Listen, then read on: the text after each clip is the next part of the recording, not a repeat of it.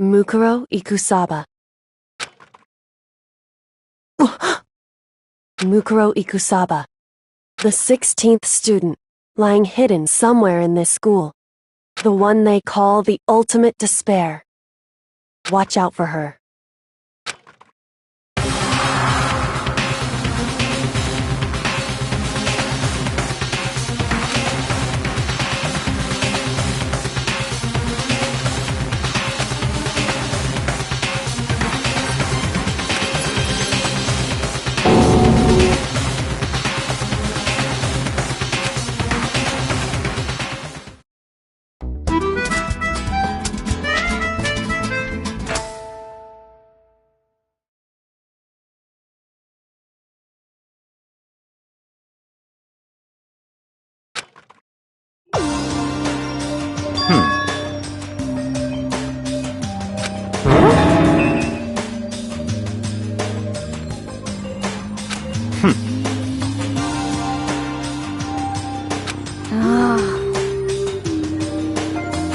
Well?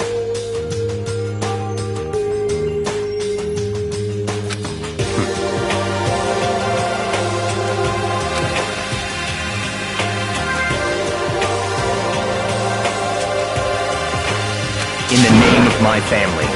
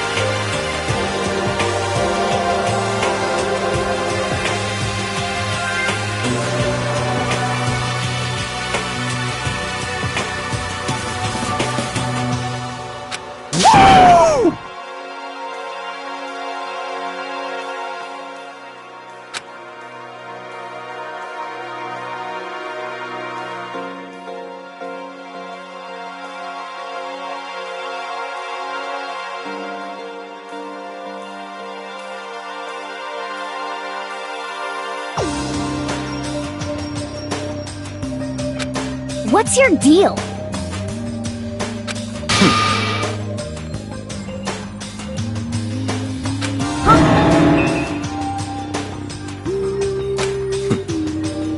How about that?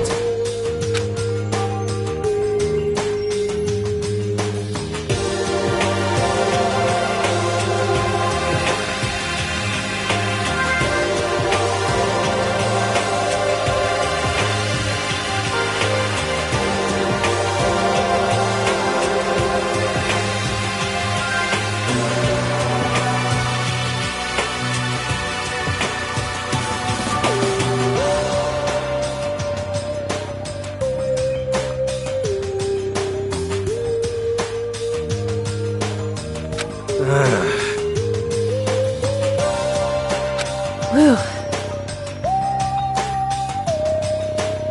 Come on.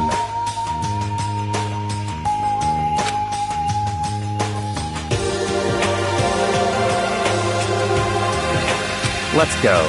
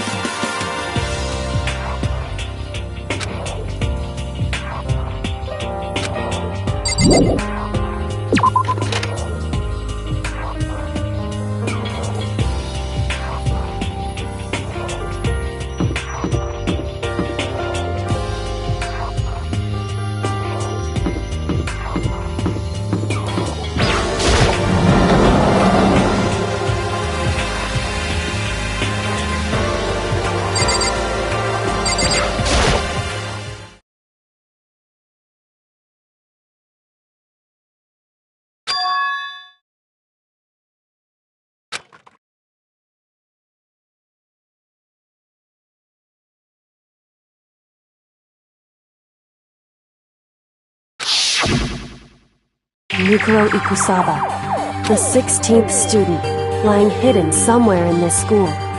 The one they call the ultimate despair. Watch out for her.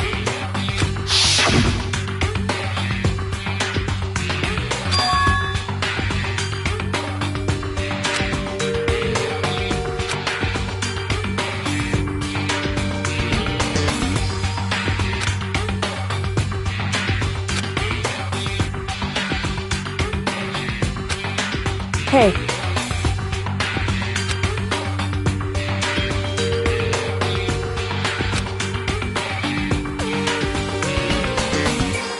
So then,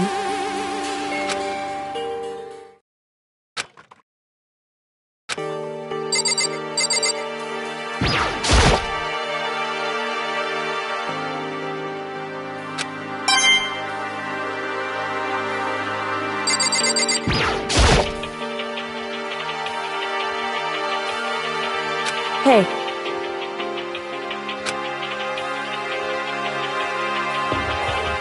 Indeed.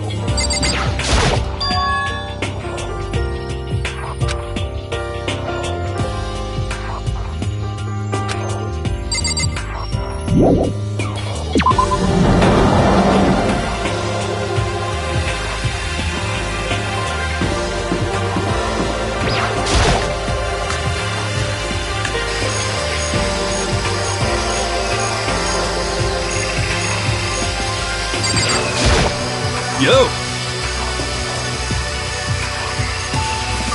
You know?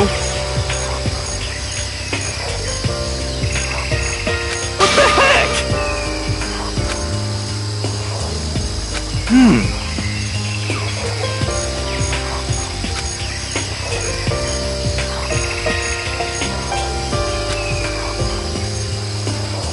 The end is nigh! Well?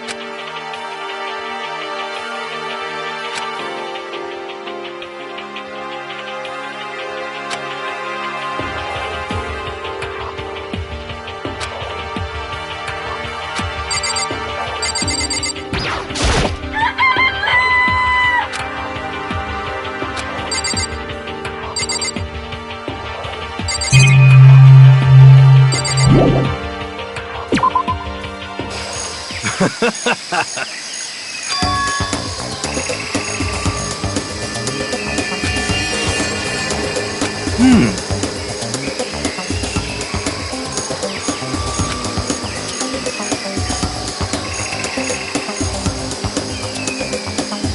at least 30% right!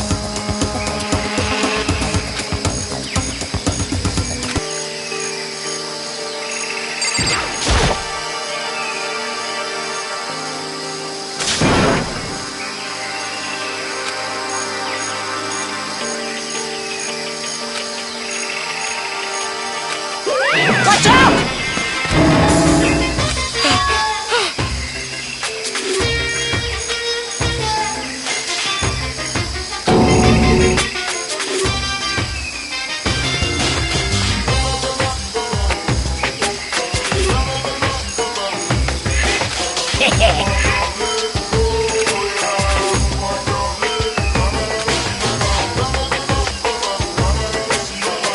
Actually...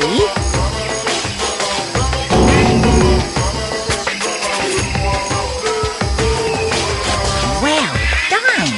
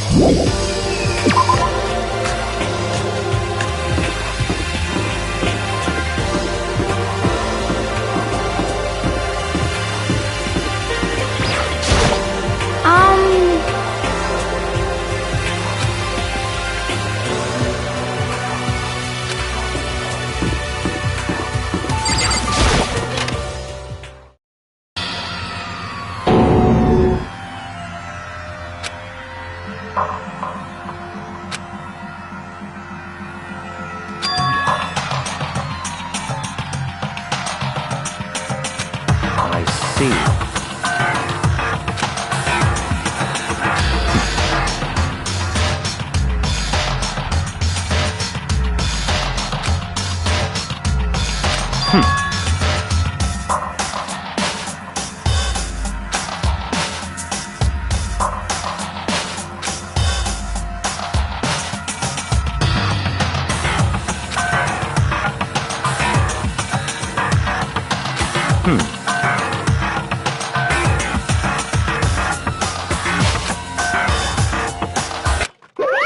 Hey, come on now!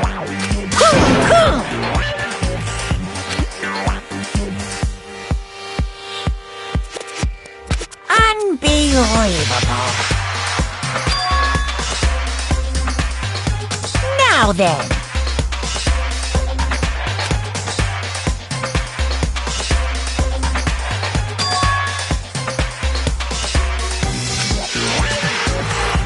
Yes, indeed.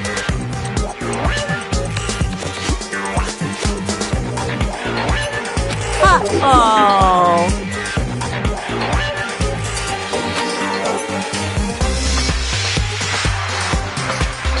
I can't wait! I can't wait!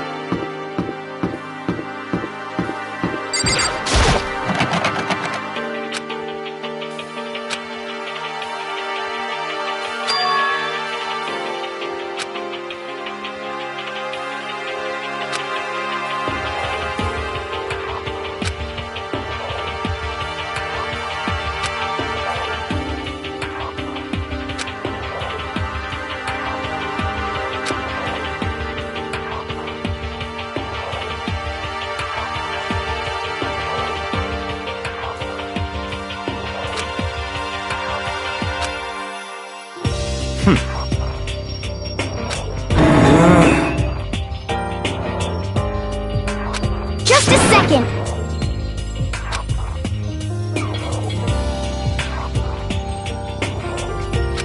Hey.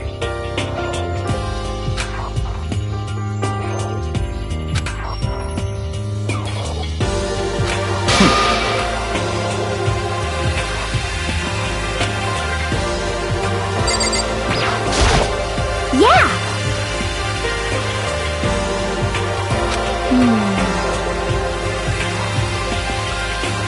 Correct. So, Just a second. So then...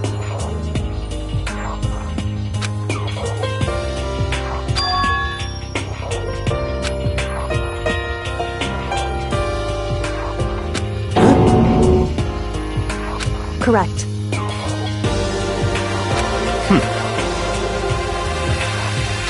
But... okay.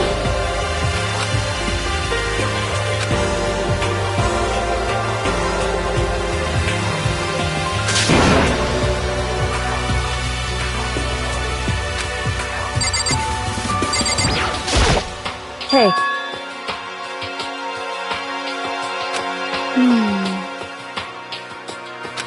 could it be... But...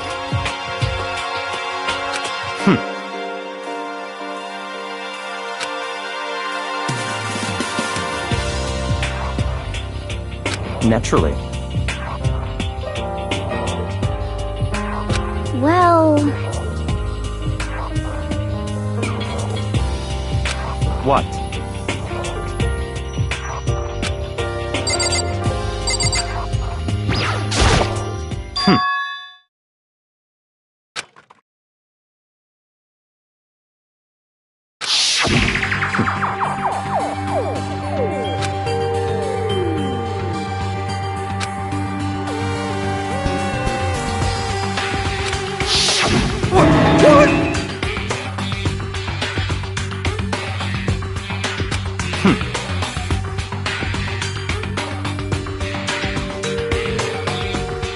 Huh?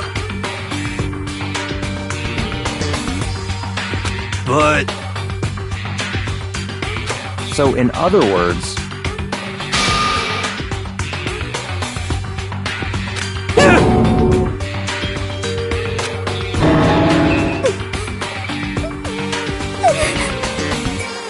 it can't be.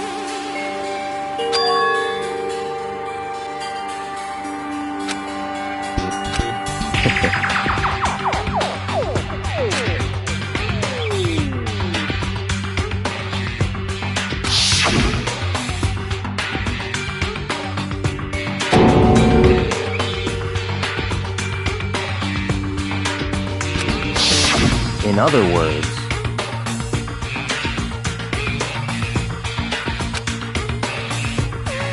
it's all clear now.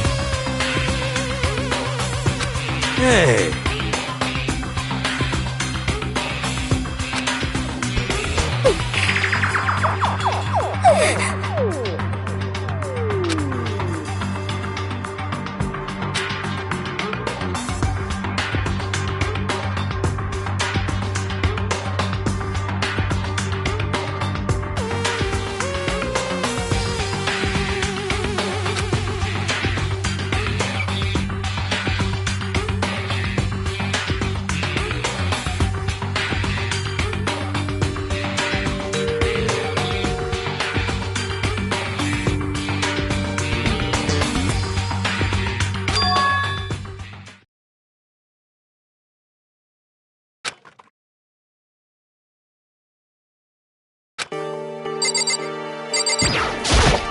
You know?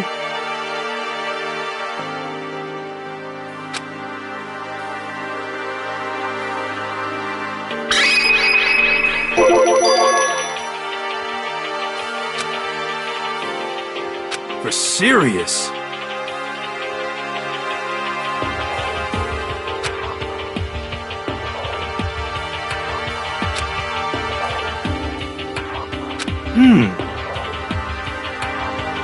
Yeah!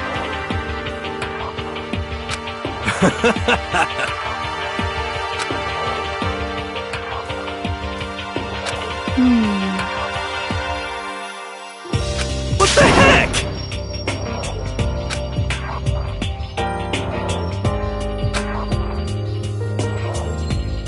Huh?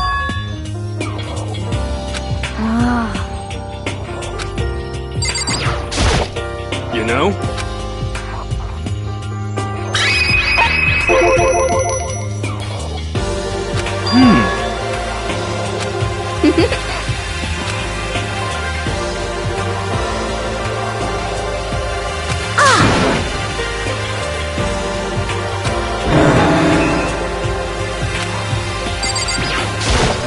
You know?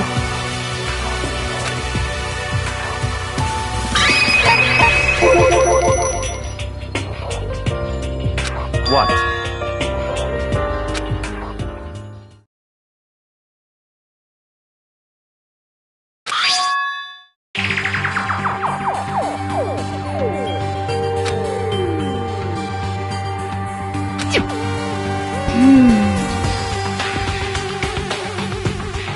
It's true.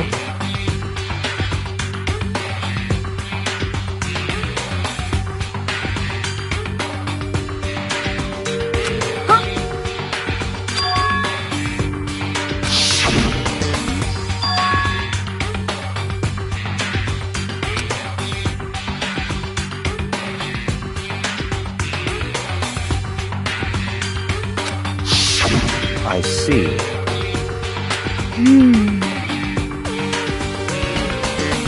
Could it be...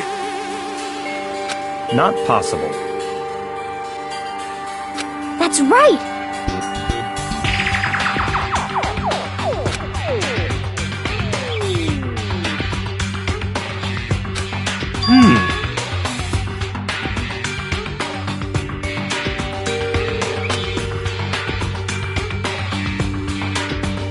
Yo!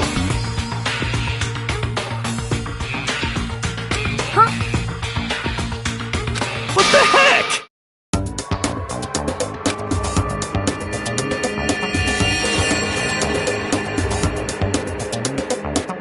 Well?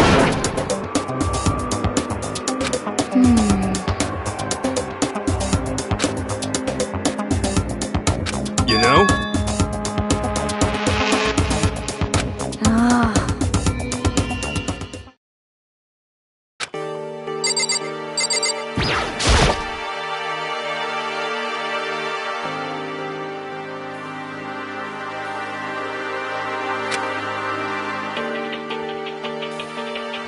What?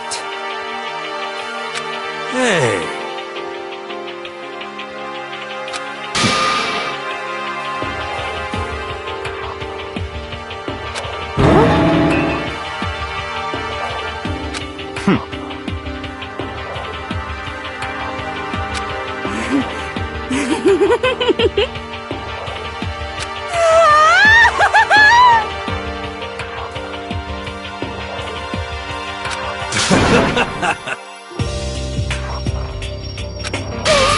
What the heck?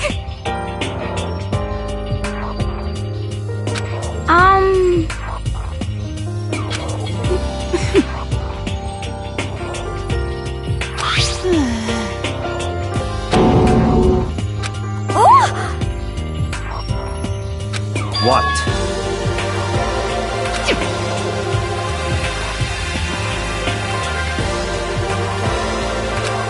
Well,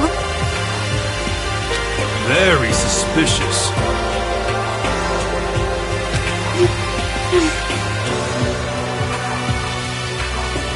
How about that?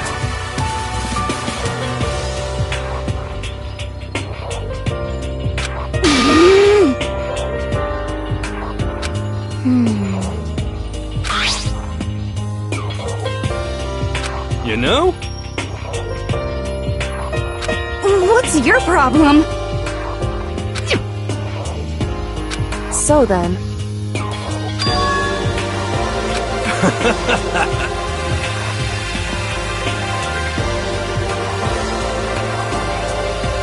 Okay. It's all clear now.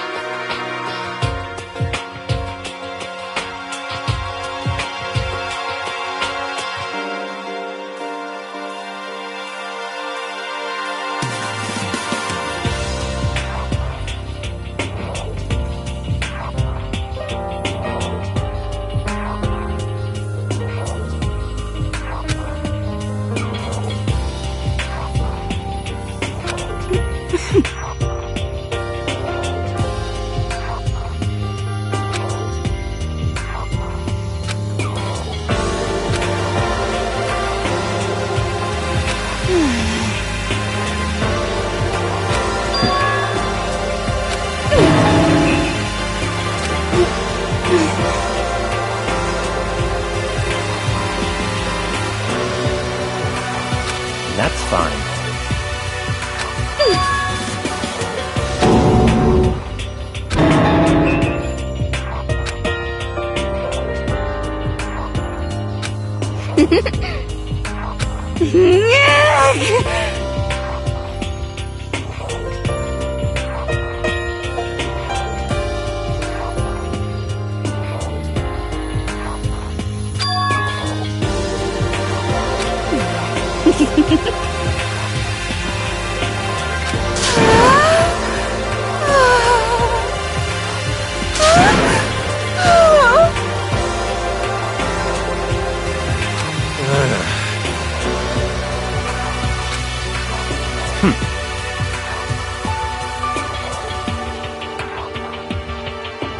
Yo!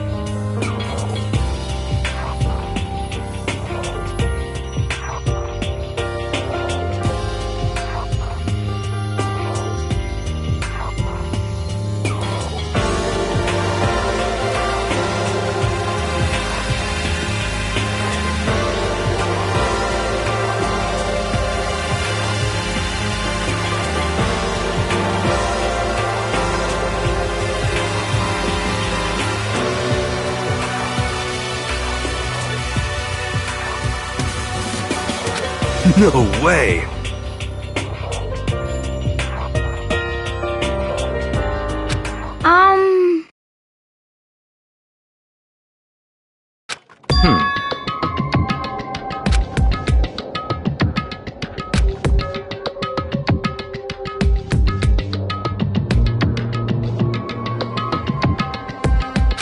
Well...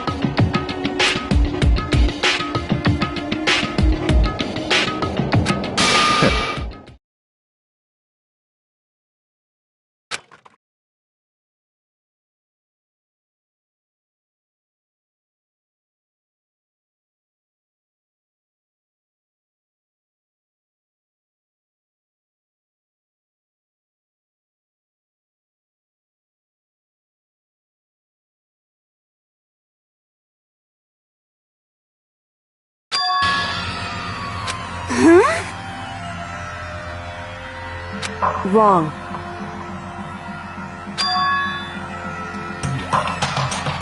What the heck? So...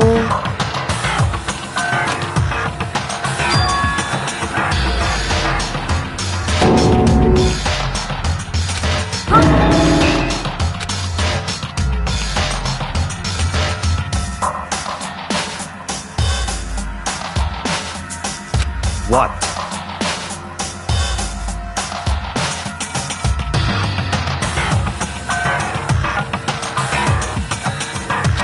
This is very suspicious.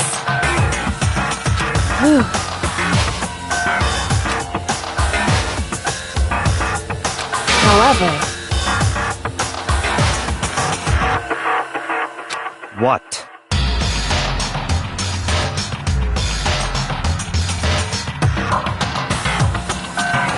Hey,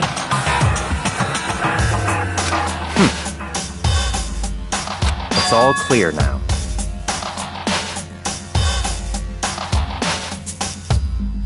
what?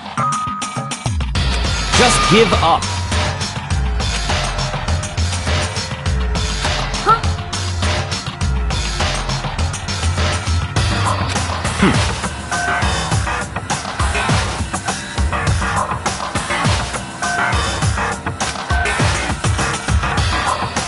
That's fine.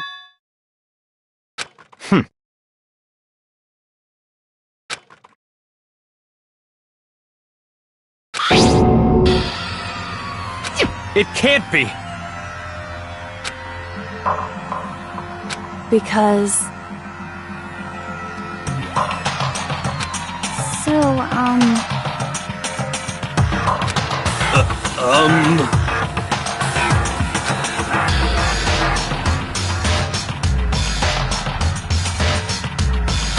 However...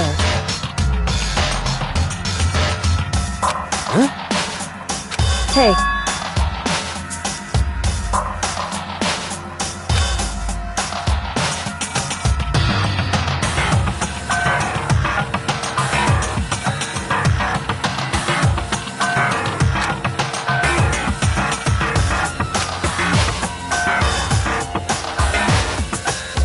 Come on.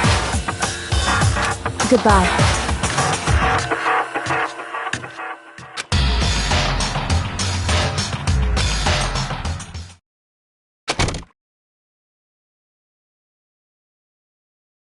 What the heck?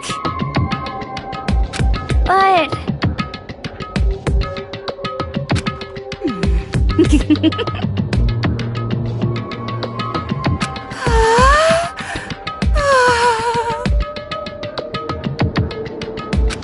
Stop talking.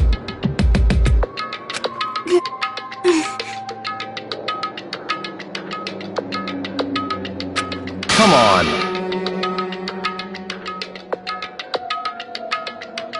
Hey!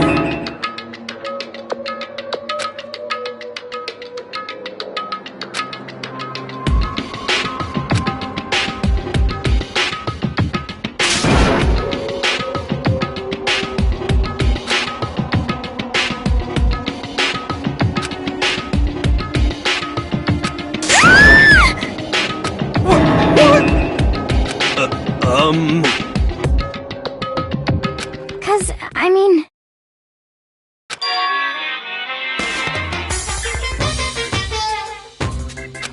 What?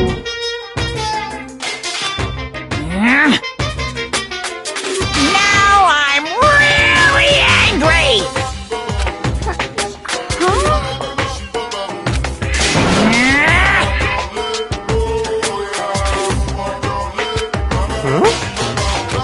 Hey!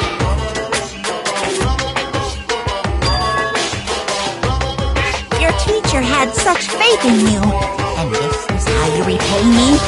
With betrayal?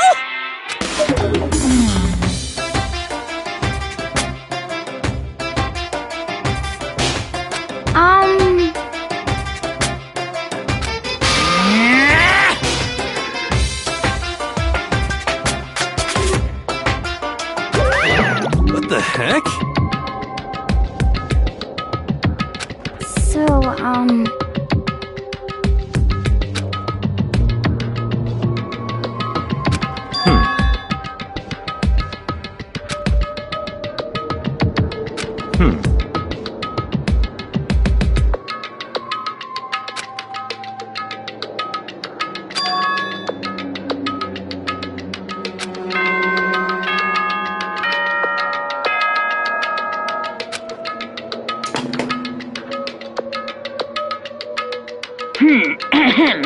This is a school announcement.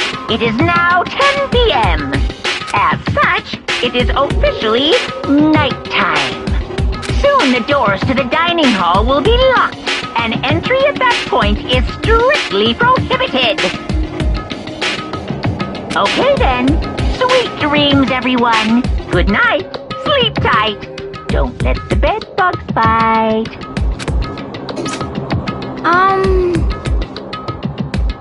You know?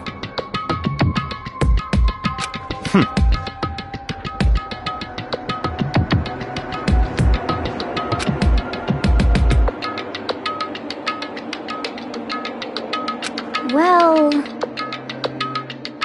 Goodbye.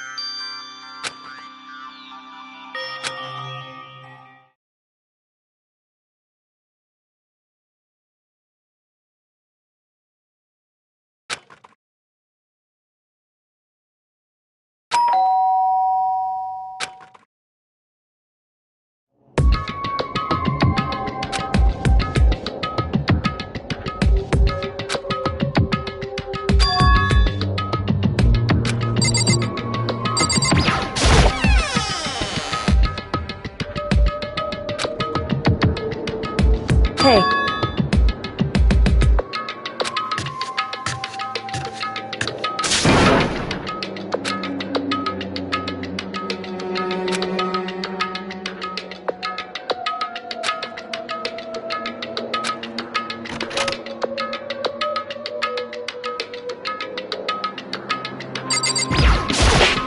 Hey.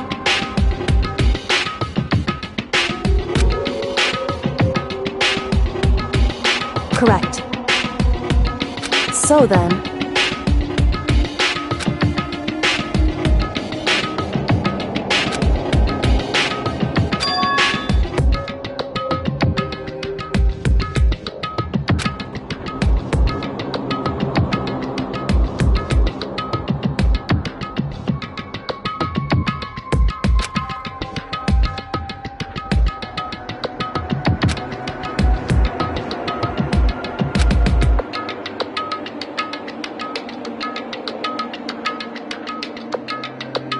Indeed.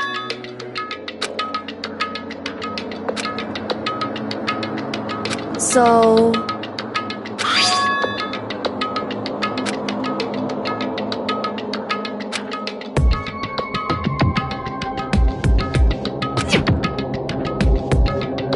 So...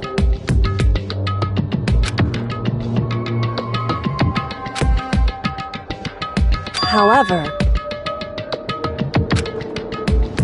Correct.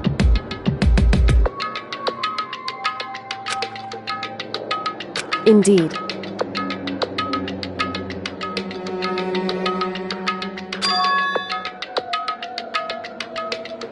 That's right.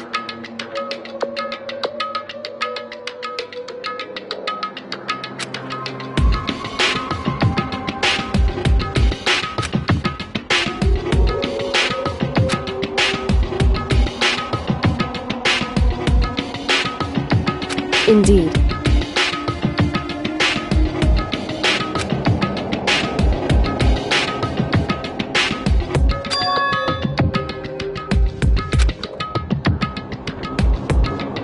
Correct.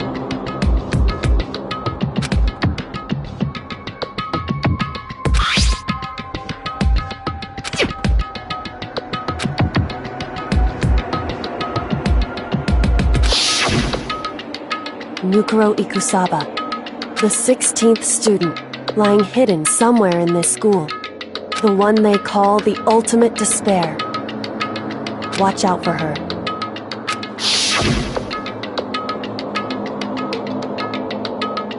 Indeed.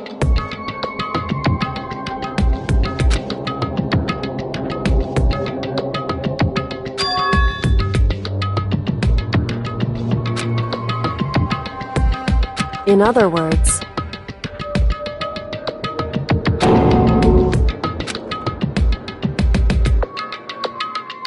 wrong.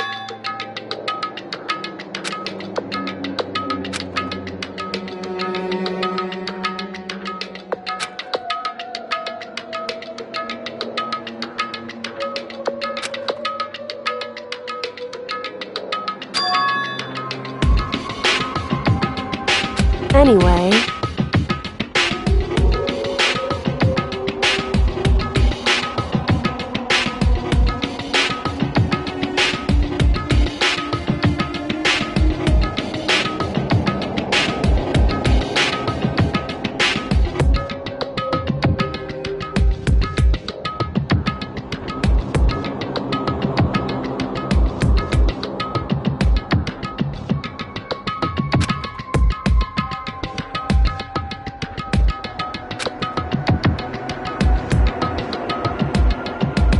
So...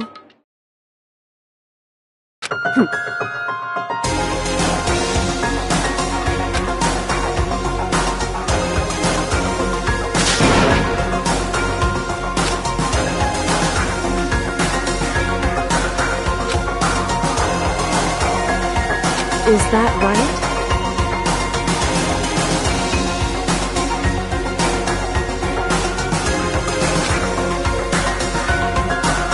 Hey.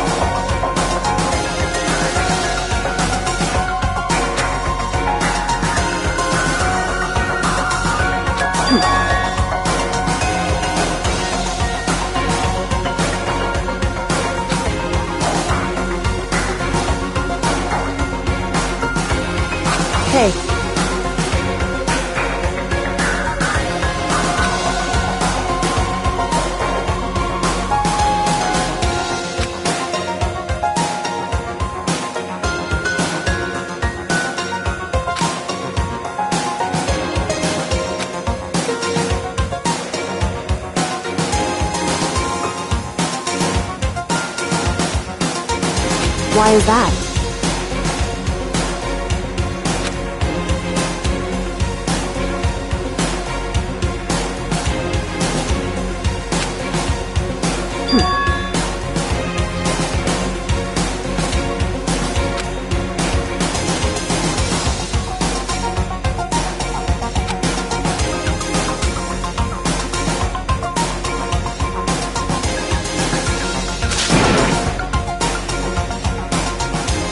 I see.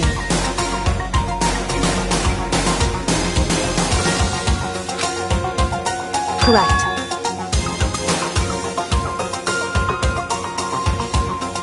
In other words,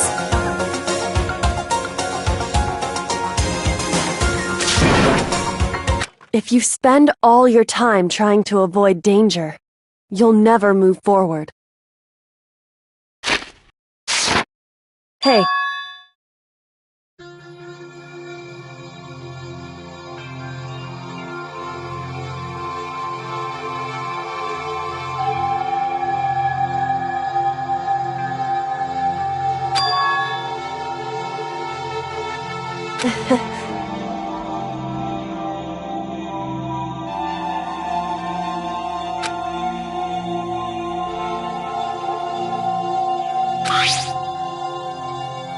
It's true.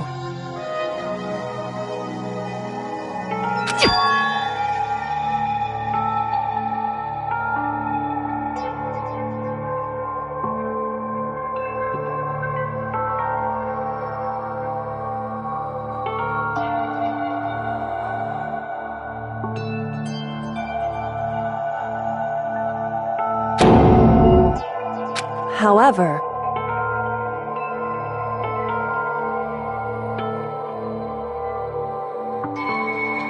hey.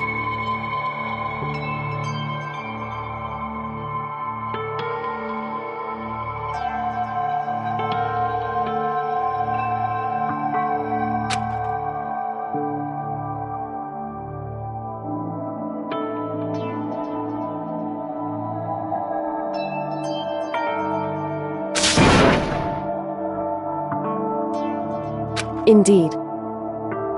Hey.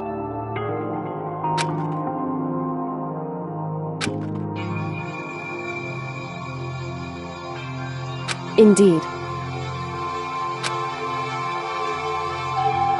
Well. So then, Makoto. Goodbye.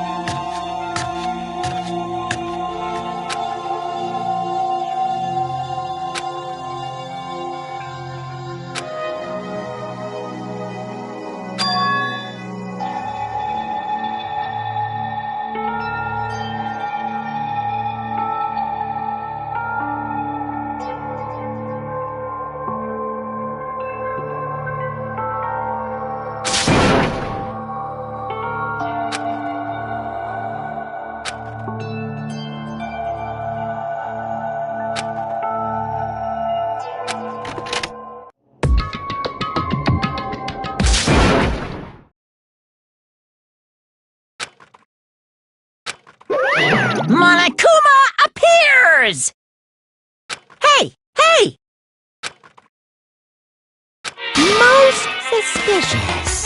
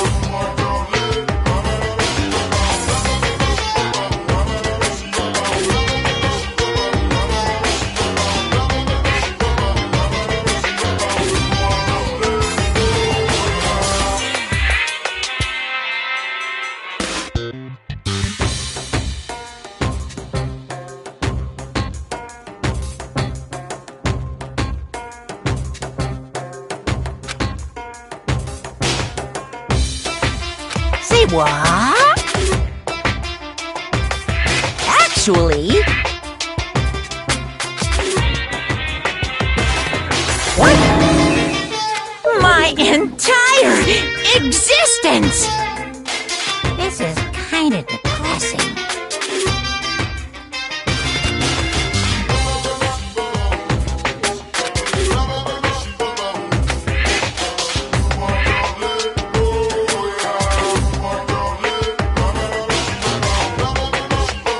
What are you thinking?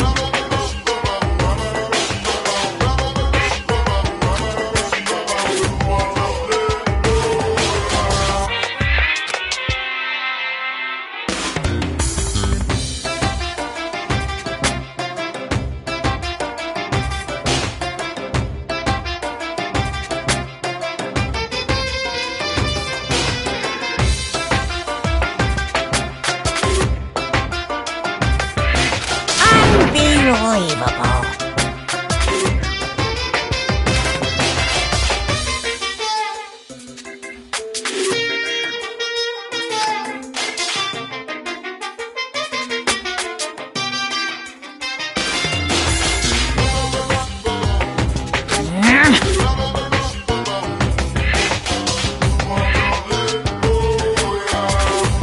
What the heck?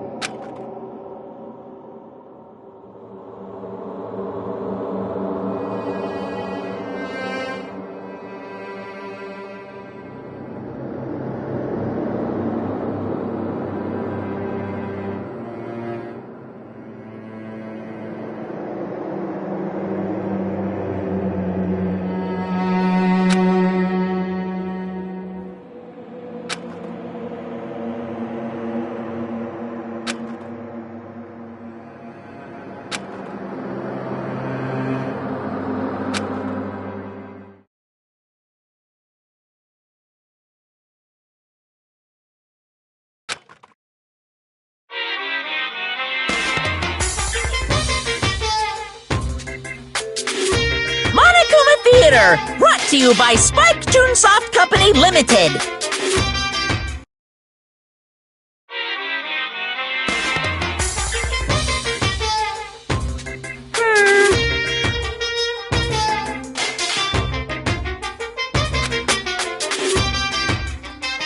Then you guys have to recommend it to your friends, too!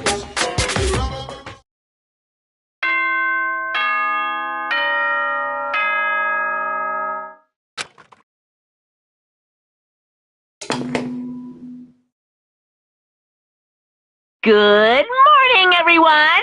It is now 7 a.m. and nighttime is officially over. Time to rise and shine! Get ready to greet another beautiful day!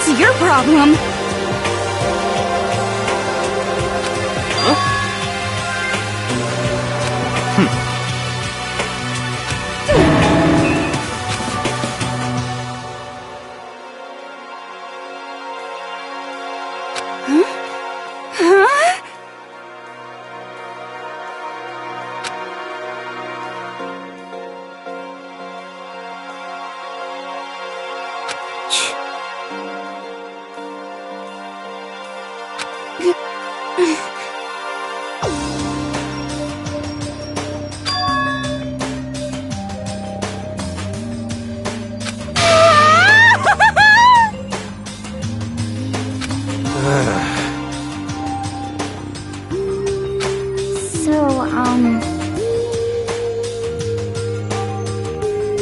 Could it be?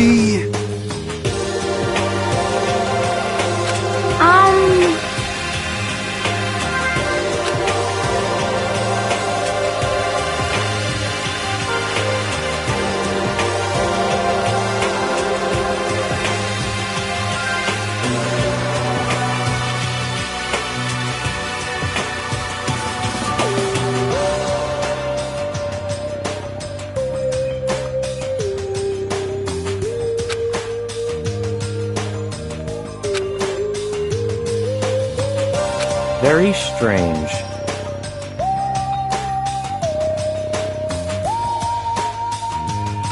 You know? What's this? What? Hey!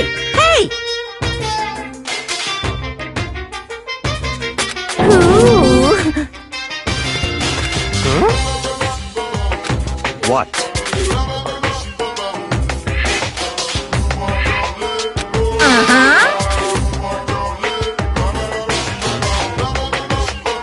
This is very suspicious.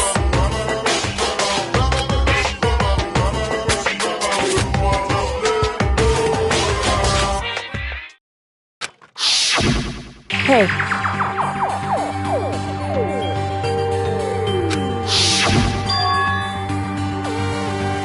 Hey! Hey!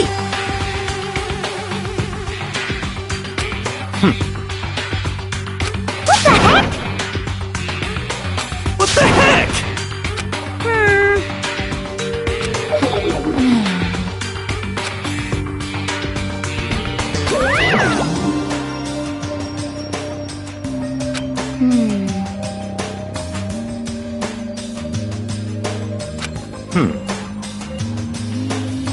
You know?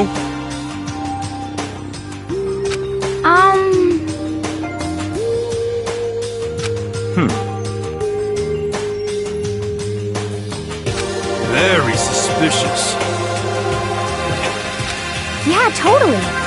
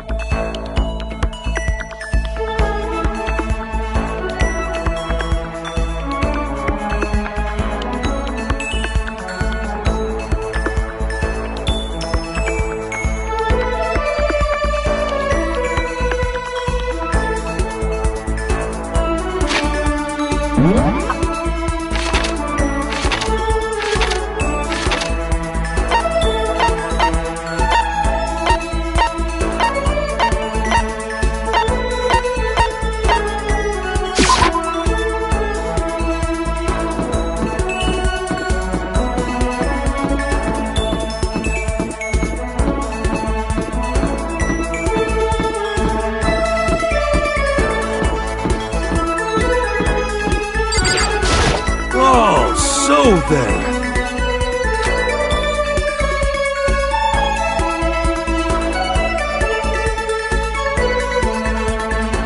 Very suspicious.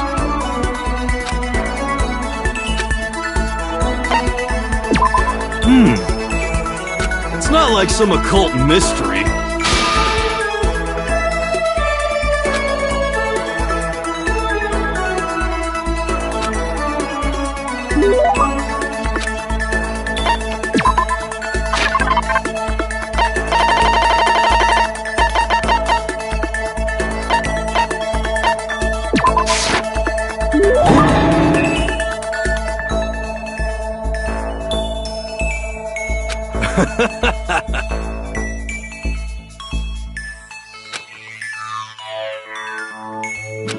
Well?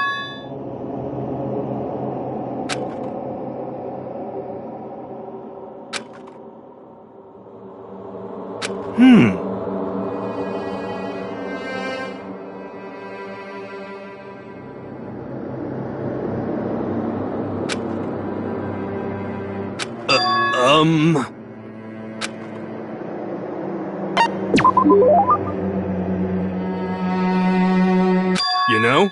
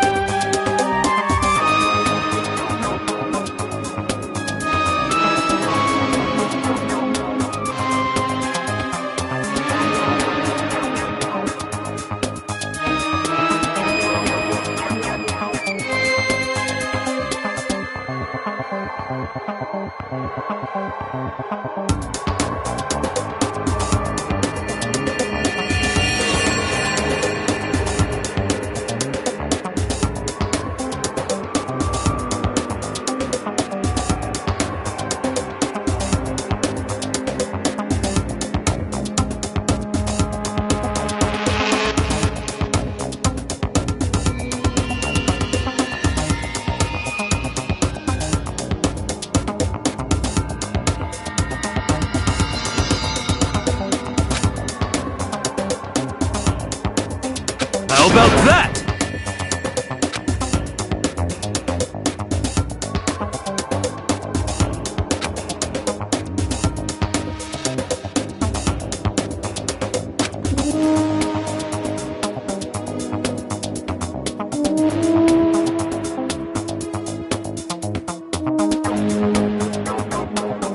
Could it be...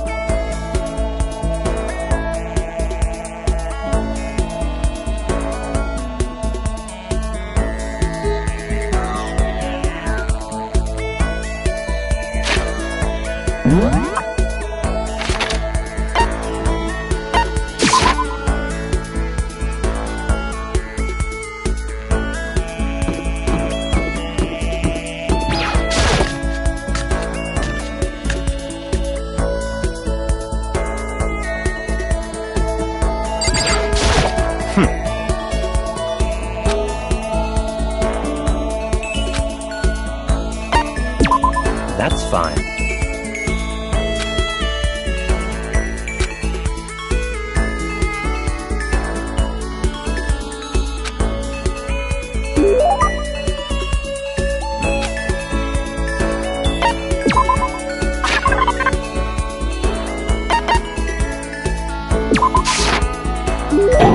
This is...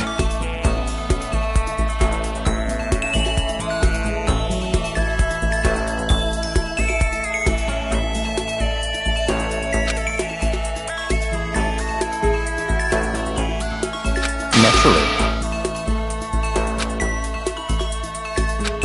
So, in other words...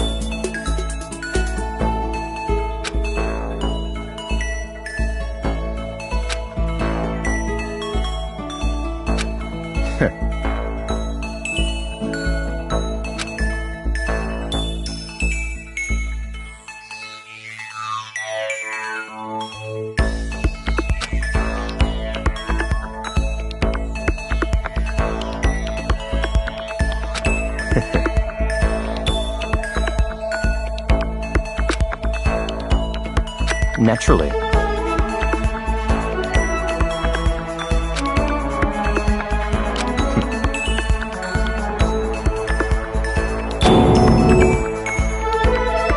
In other words... Yes.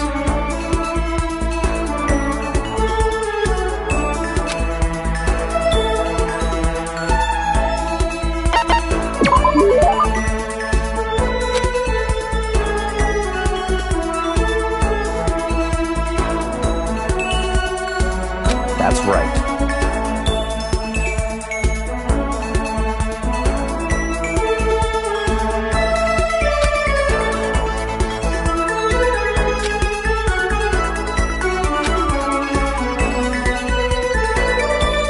Don't make me repeat myself.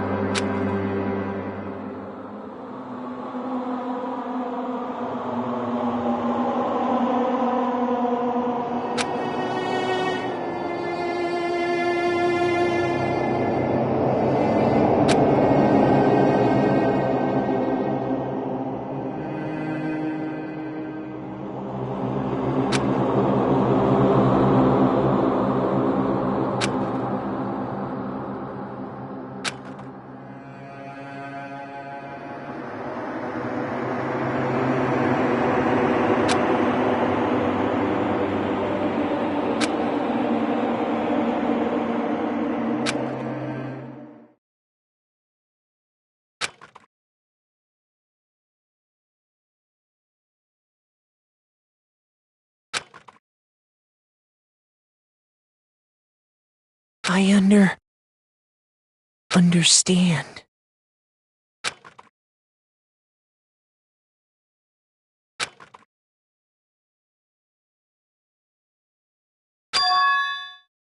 I understand.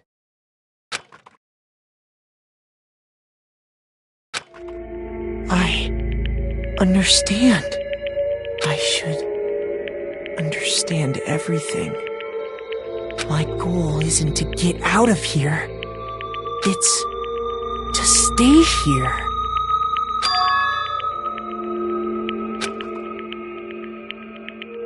Hope. This is all for hope. And that's why I have to stay. I have to stay here.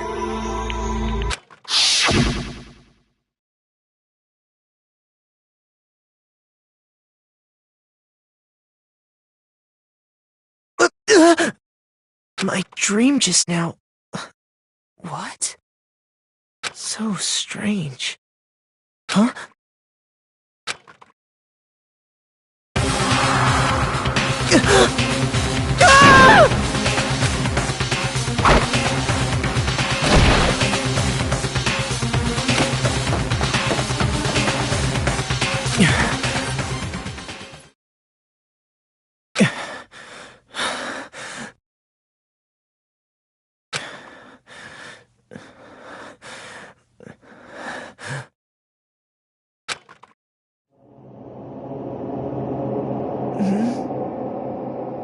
Kyoko?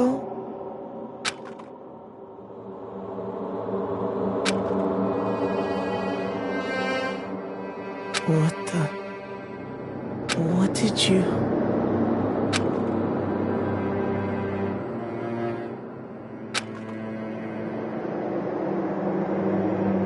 What did you say?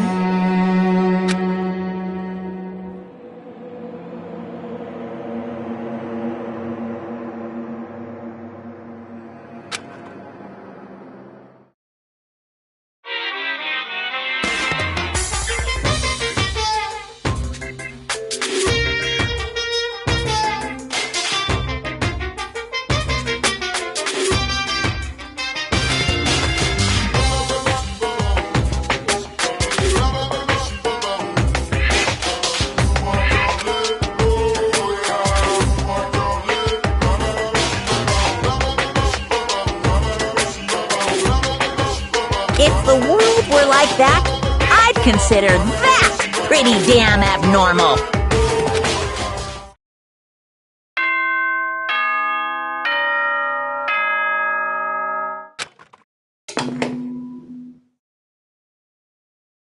Good morning, everyone! It is now 7 a.m., and nighttime is officially over. Time to rise and shine! Get ready to greet another beautiful day!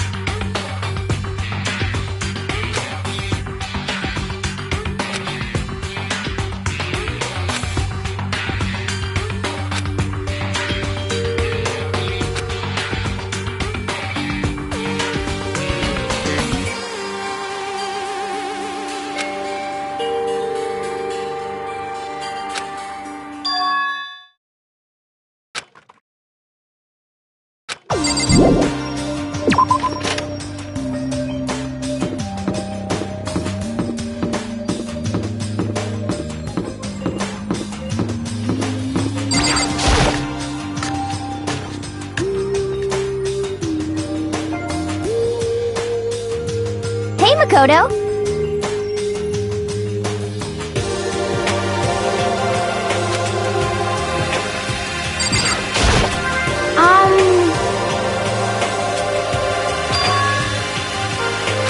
I mean...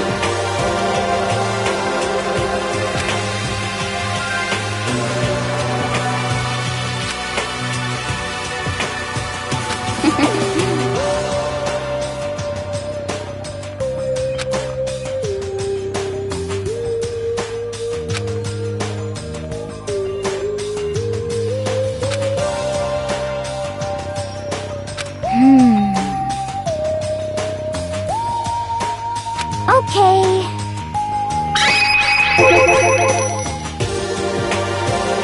That's right.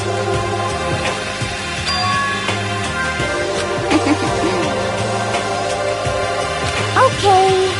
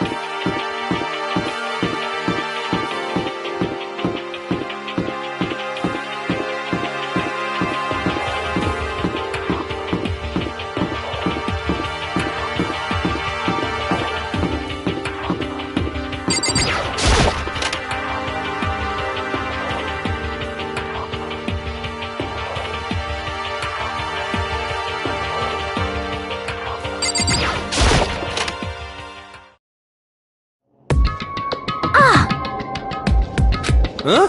Oh, hey, Makoto. What?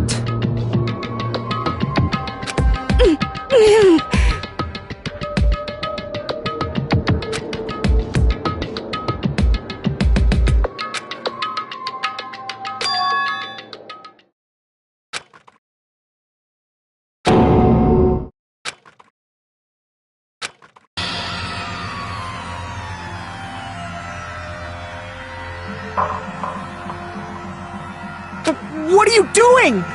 What does it look like? We're dismantling it to see what makes it tick. Dismantling?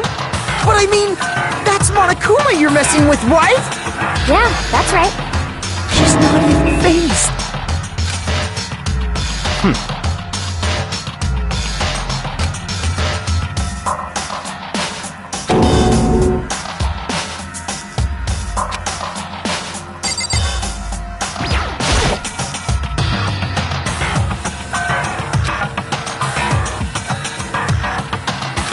Hey, come on.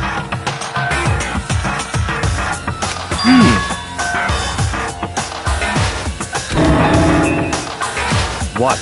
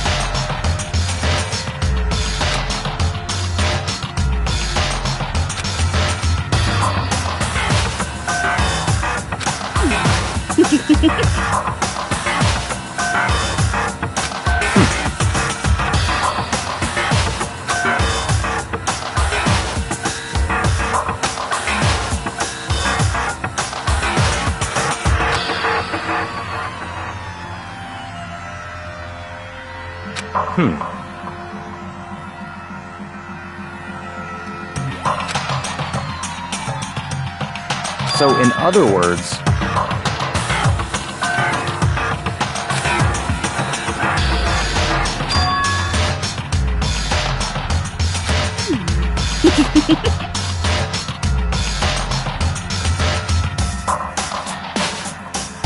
Could it be...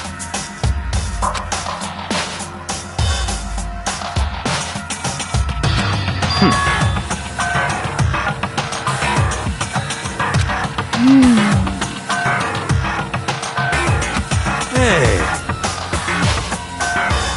You know? Huh? What?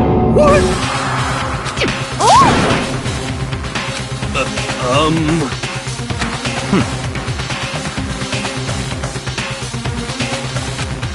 What?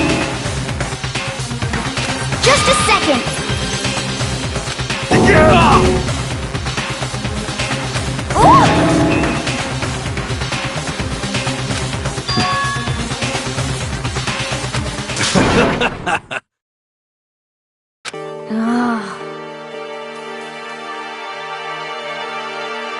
Don't be mean!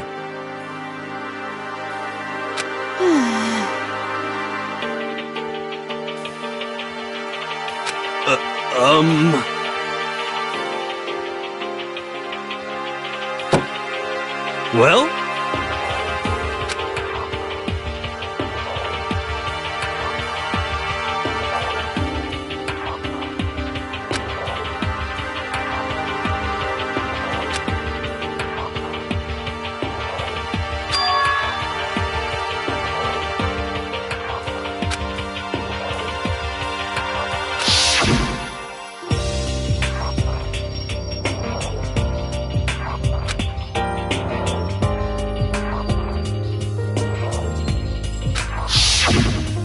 Just a second. Hey.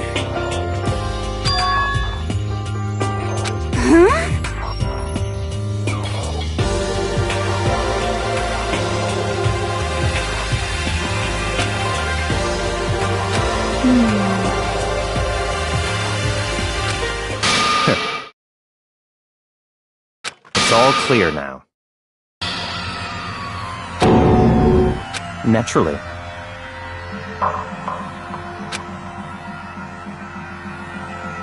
What?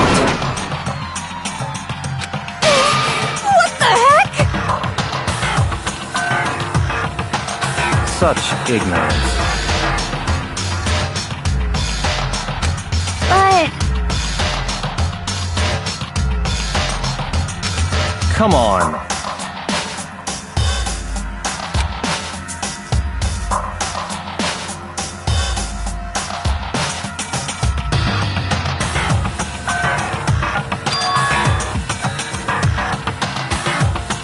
It's all clear now.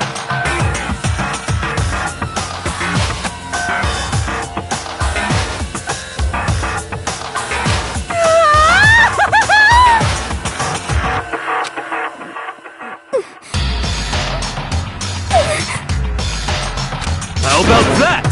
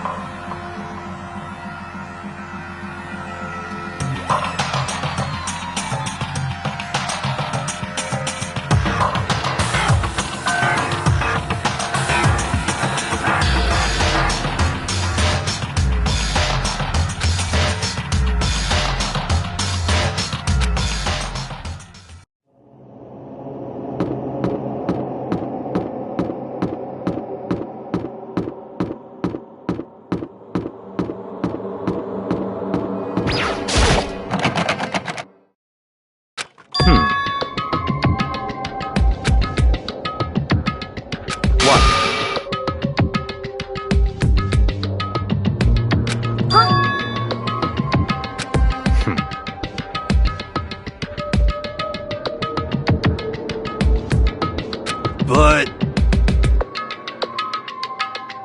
So, in other words, Hey, what?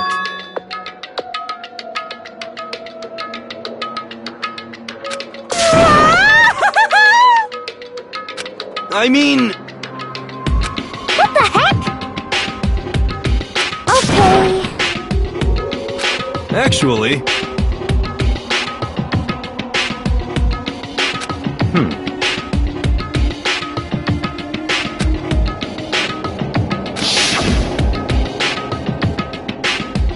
Oh, so then...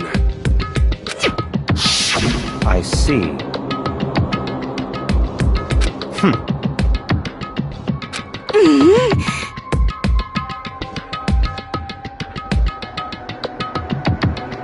It's all clear now. What? Naturally.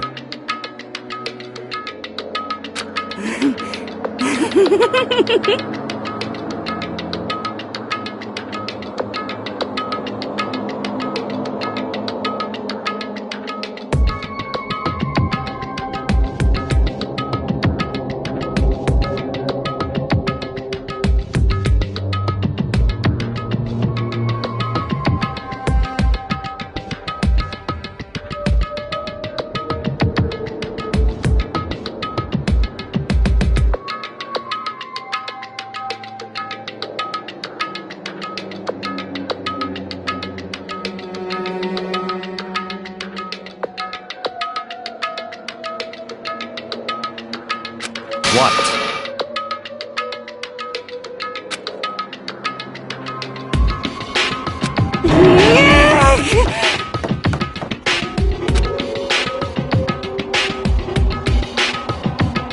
Hey...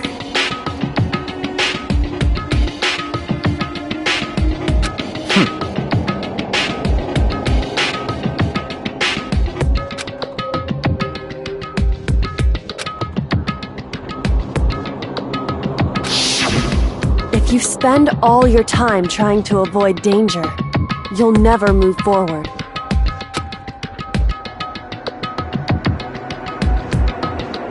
Hey,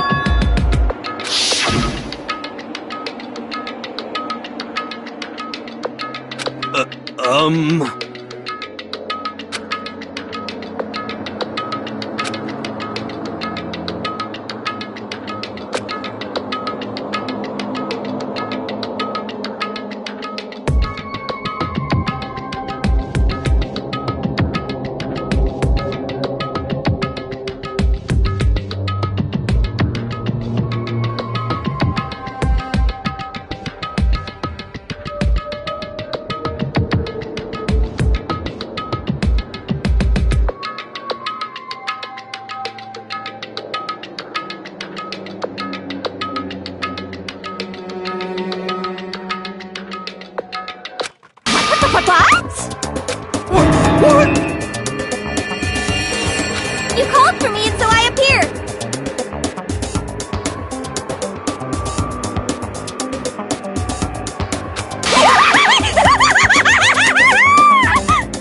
Come on.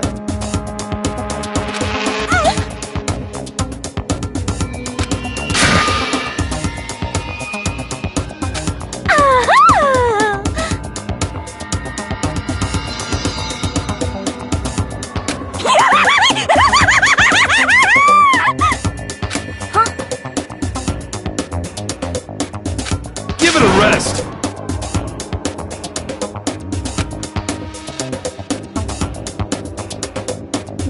Not possible.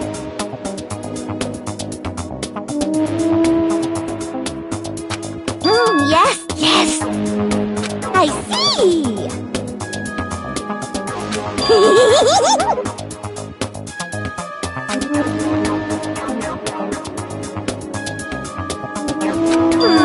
Have you reached that certain age? So,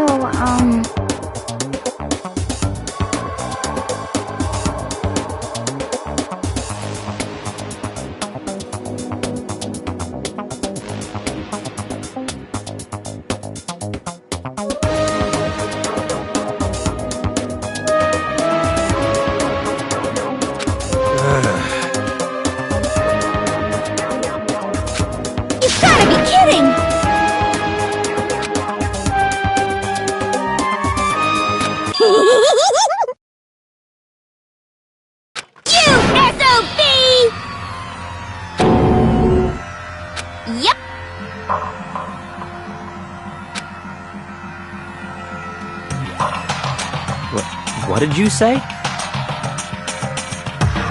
Come on.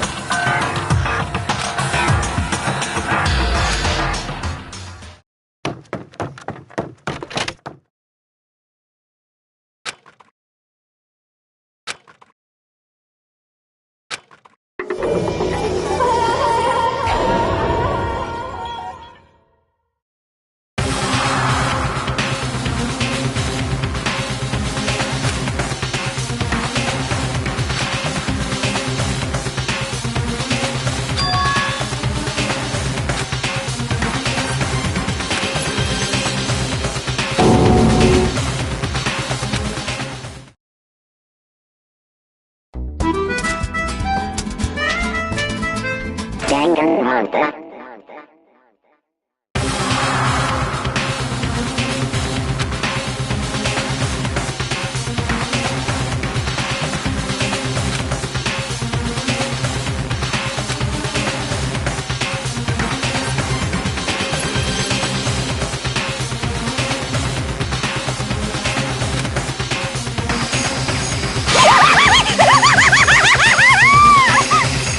No way!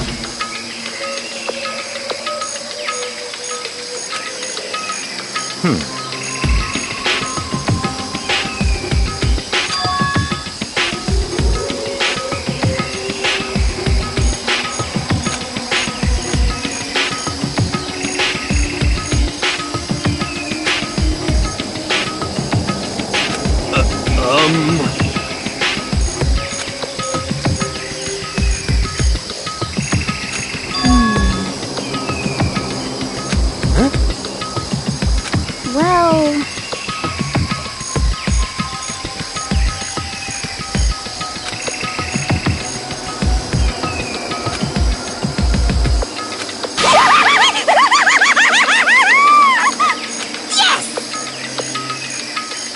Come on.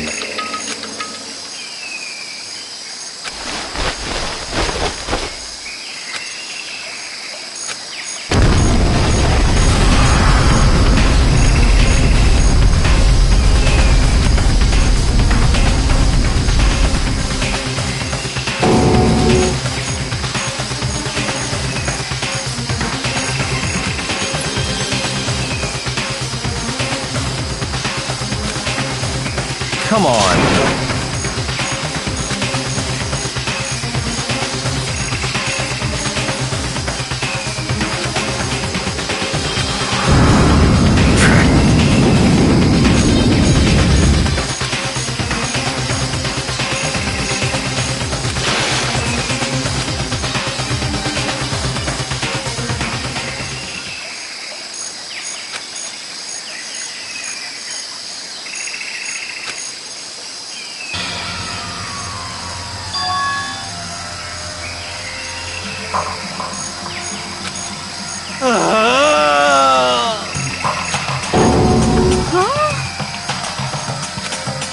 What did you say?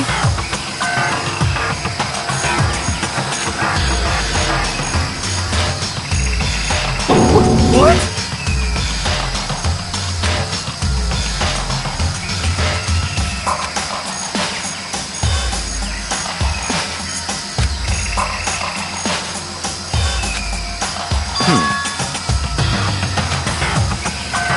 What?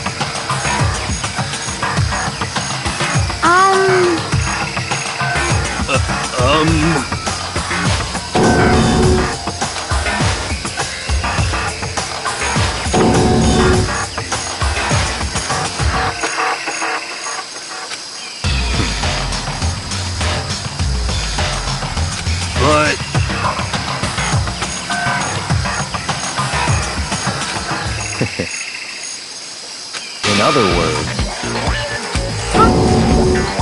What? What? What the heck?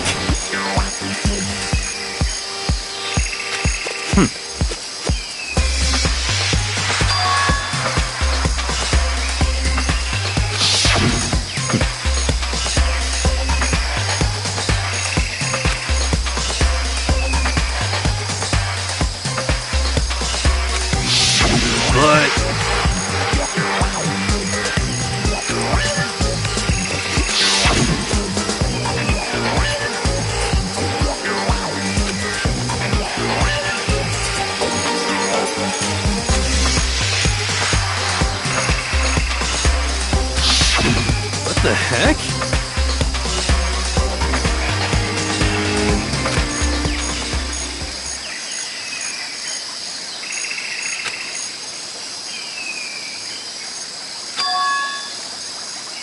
Huh? what?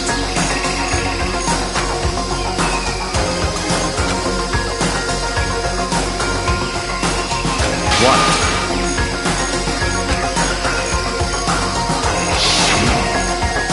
Nukuro Ikusaba, the 16th student, lying hidden somewhere in this school. The one they call the ultimate despair. Watch out for her.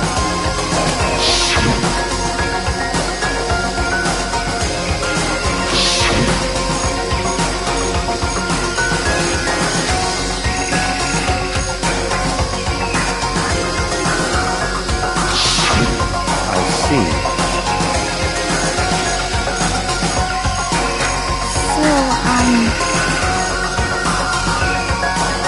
Could it be?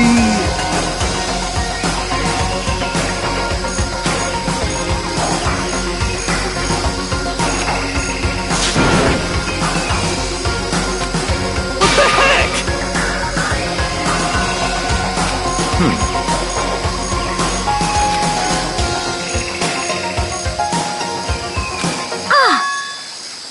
What? What?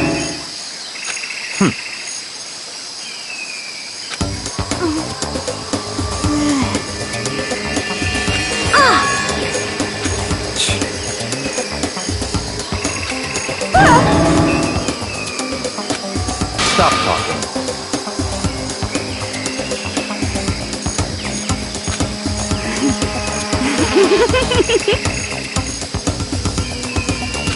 What the heck?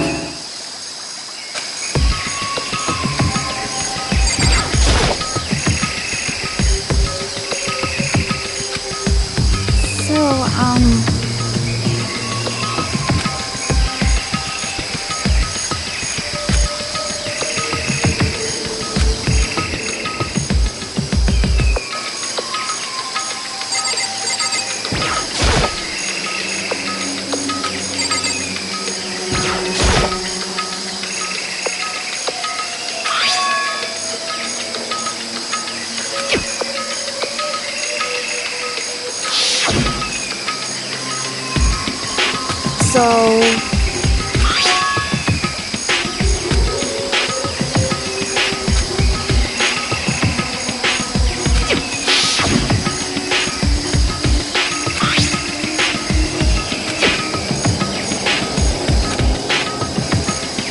What?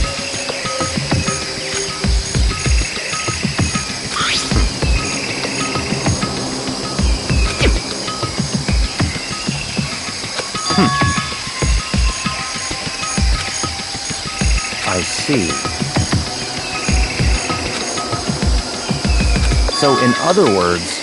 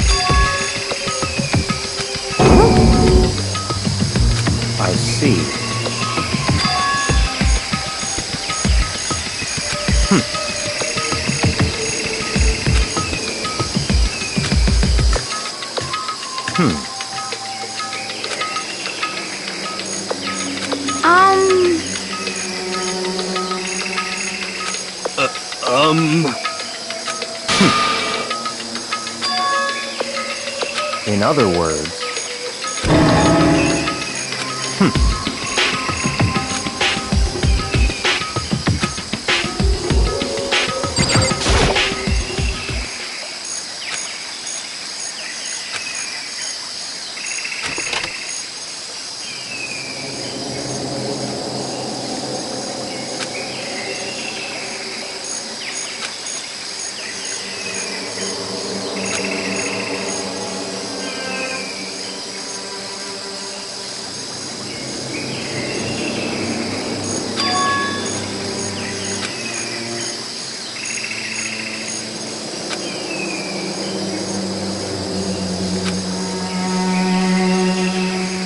What?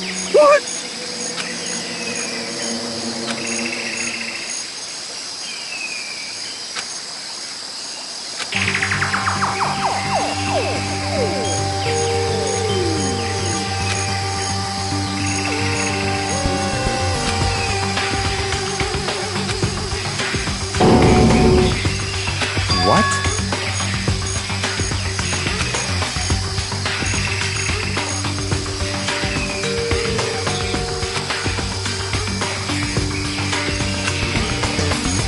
So that's it.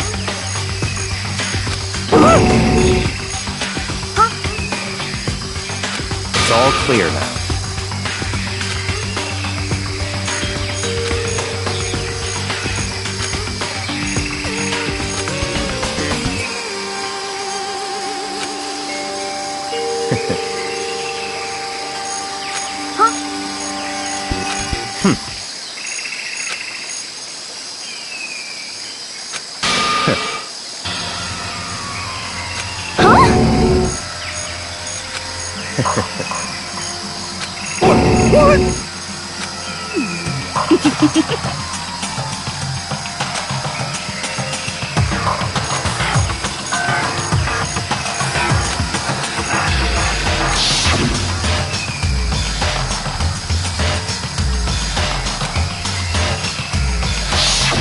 But...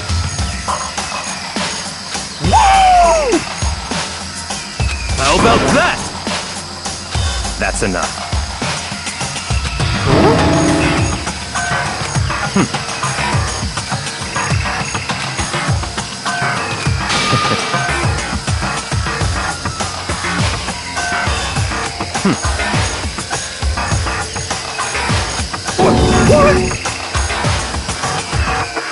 Naturally.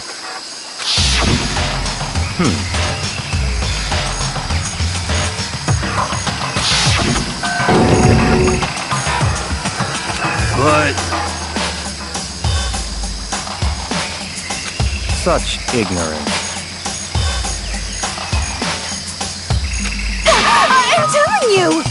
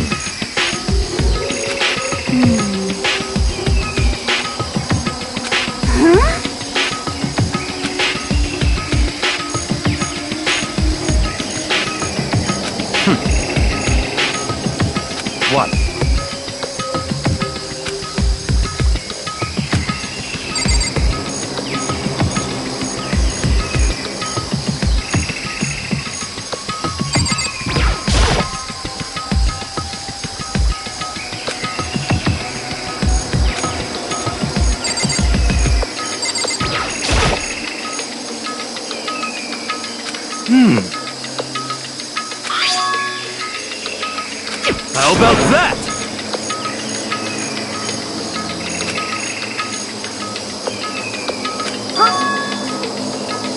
You know?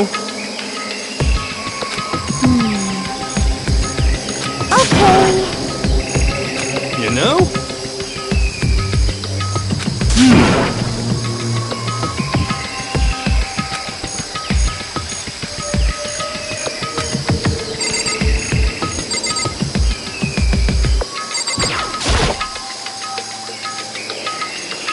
You know?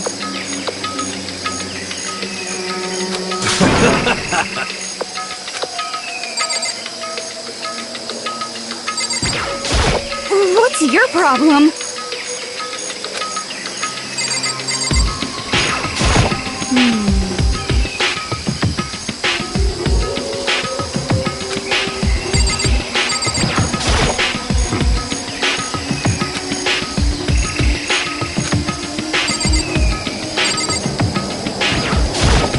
Okay. You know?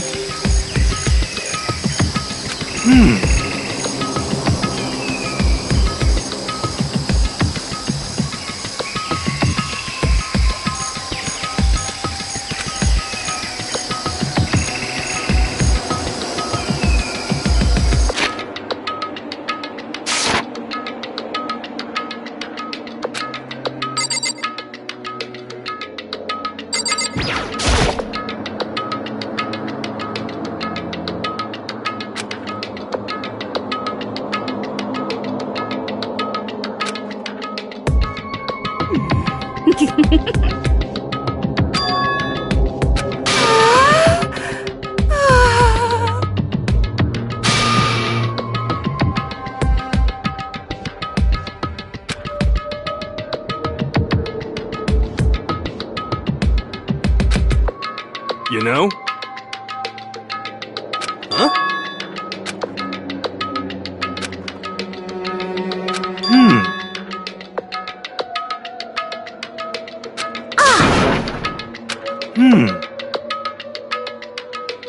What?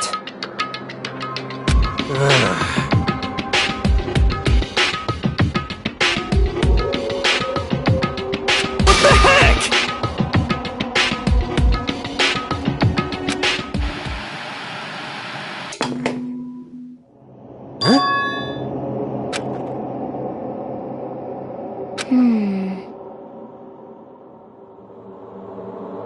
What the heck? Come on. Huh?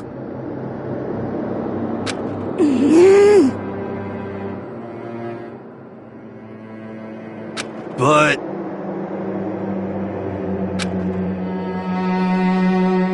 Well...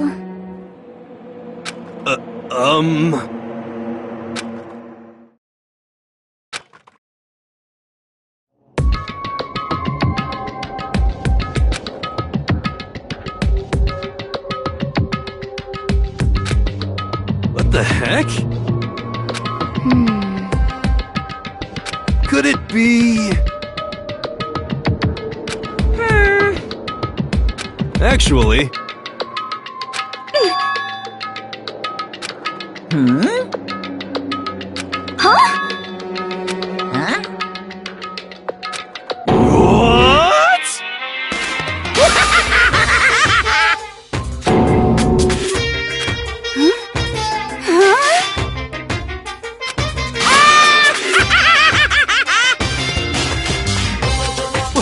What? What? Of course!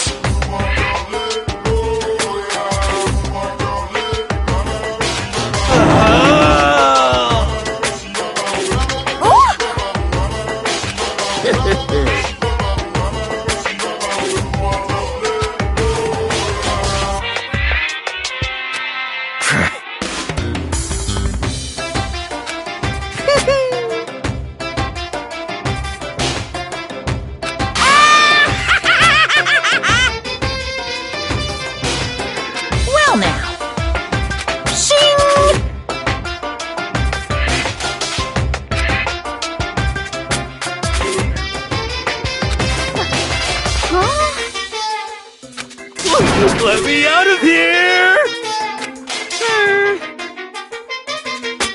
Unbelievable. Yep.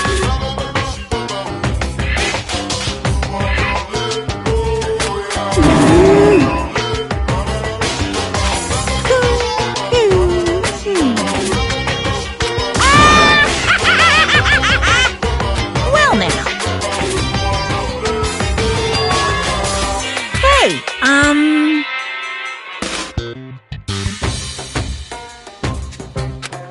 What? What the heck?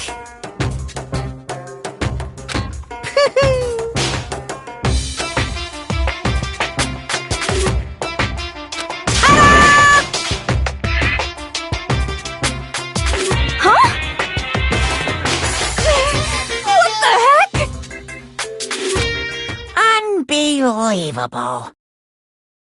Thrills, chills, kills! Extreme!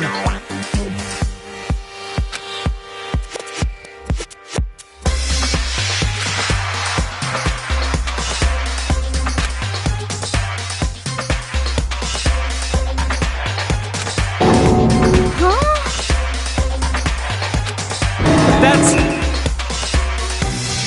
Oh, no! Phew!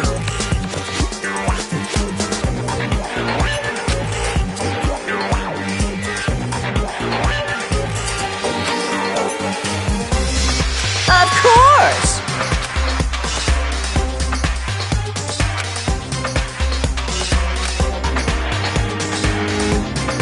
Hey,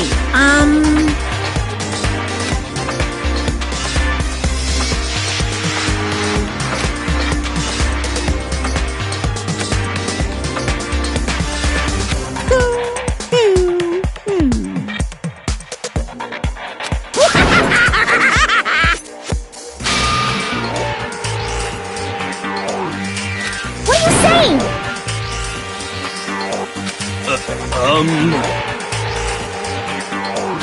Actually, yes, indeed.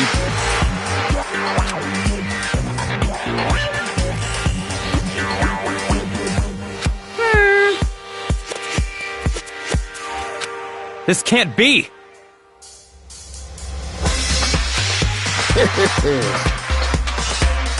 Yeah! Of course.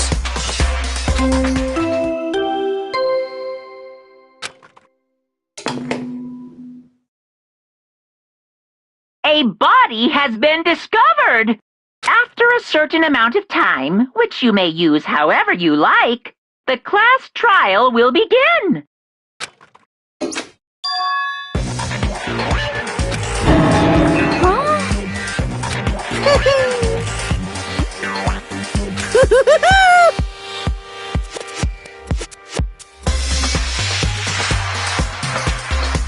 It's the Monokuma File!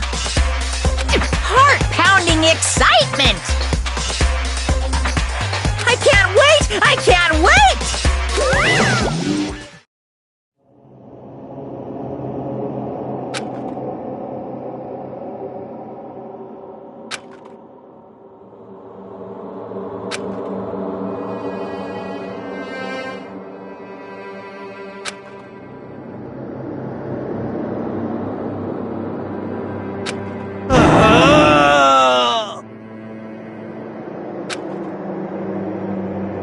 I'm sick of this.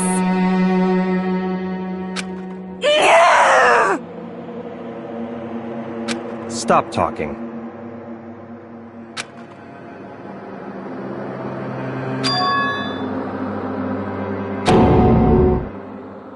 What the heck?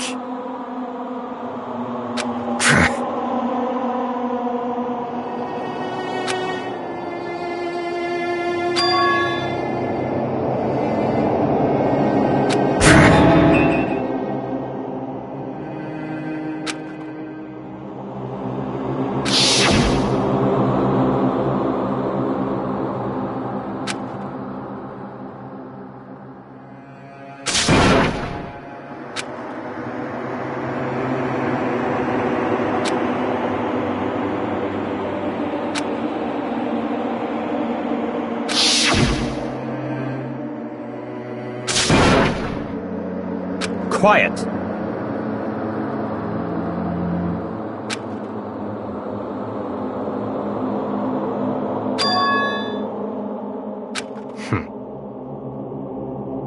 But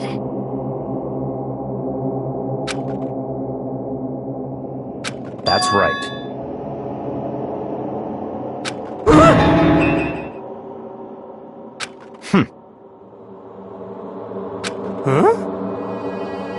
Stop talking.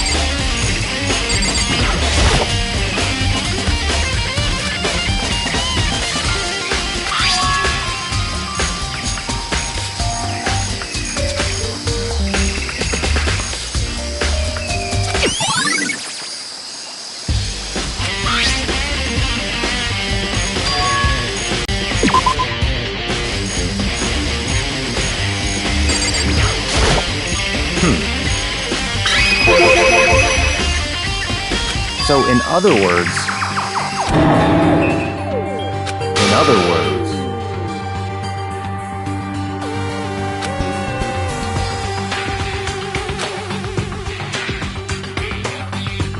naturally.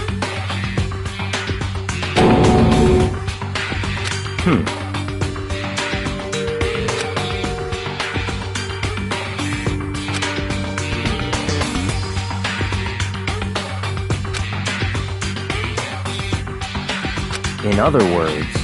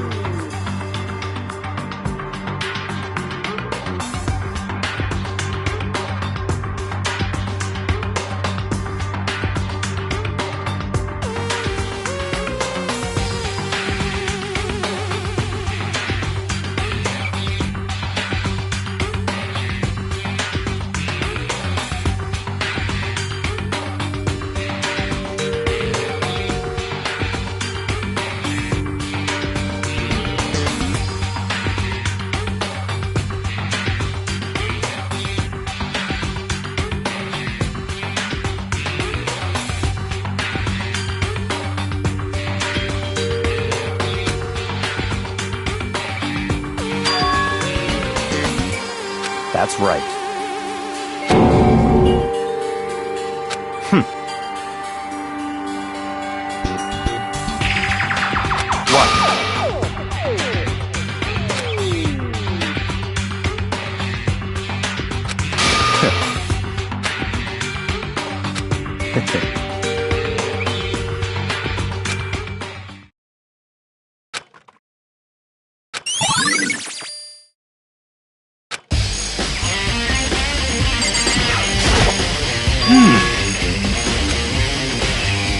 You're serious.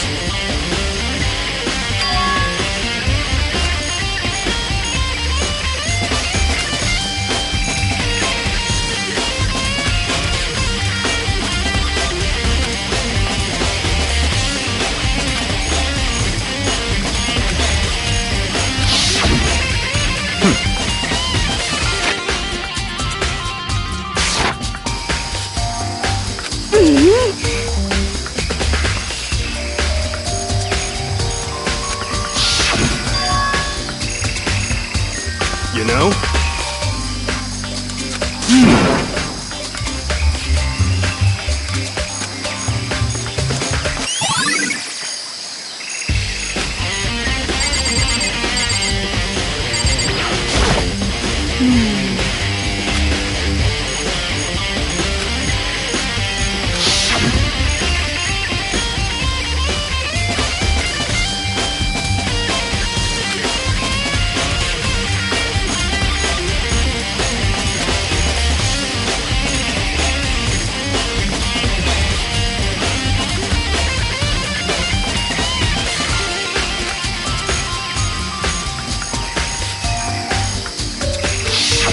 Okay.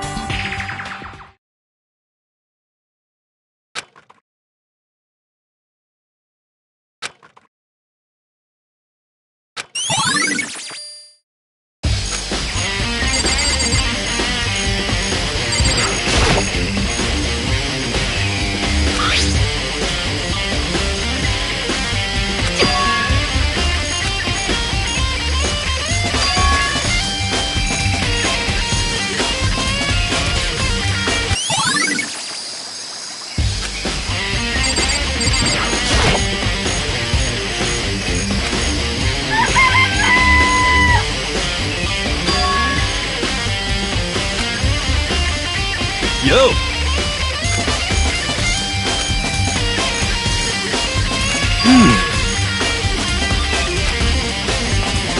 Huh?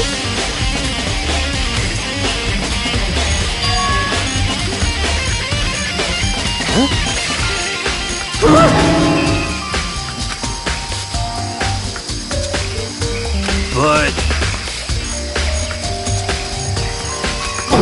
What?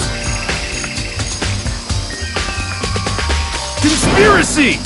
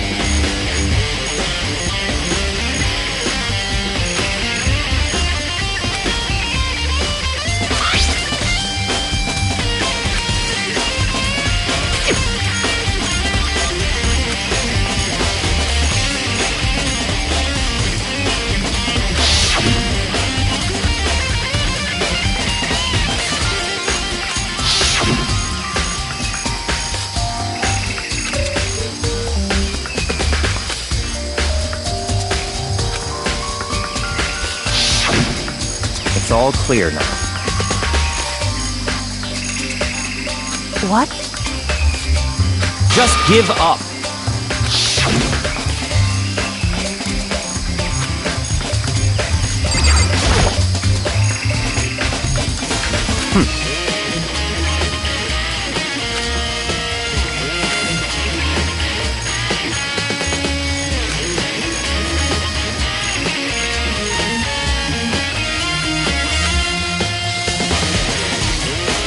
What?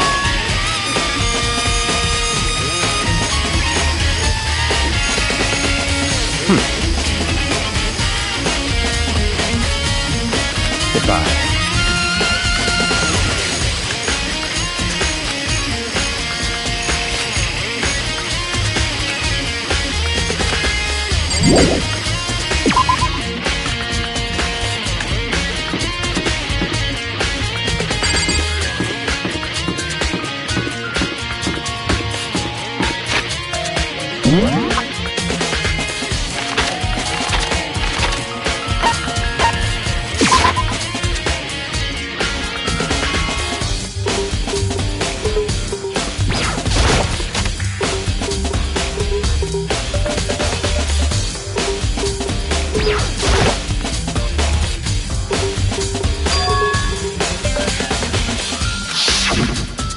You know?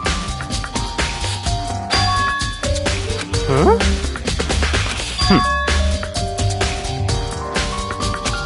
What?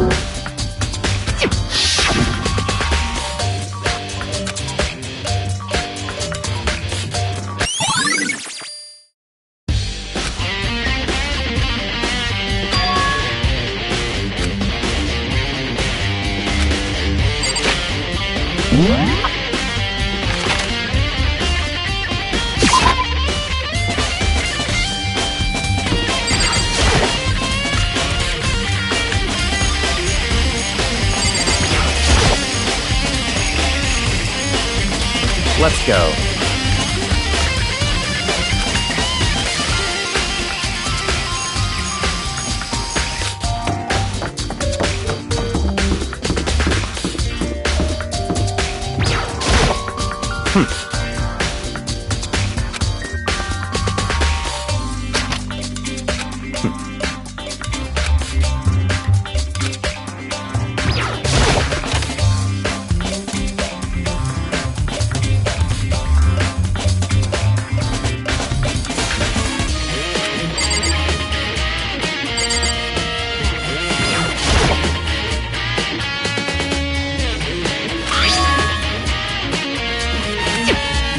What?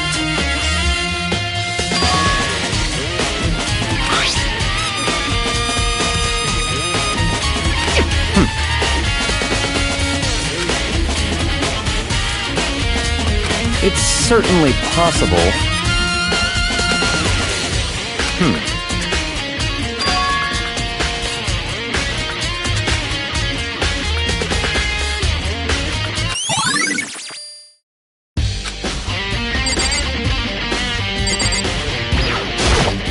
What?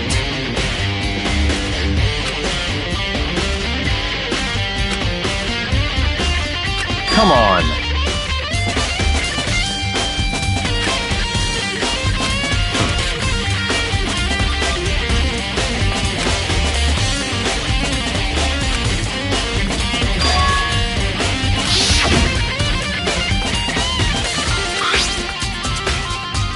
It's true.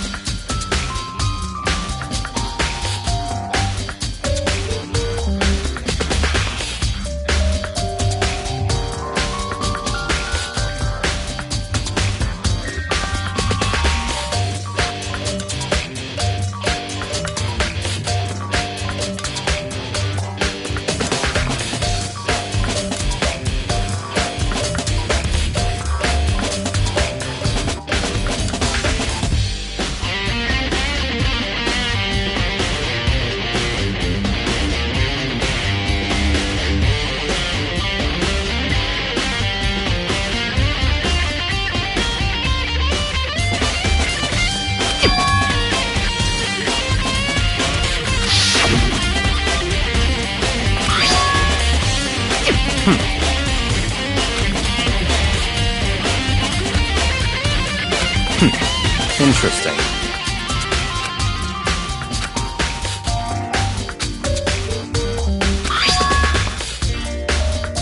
What?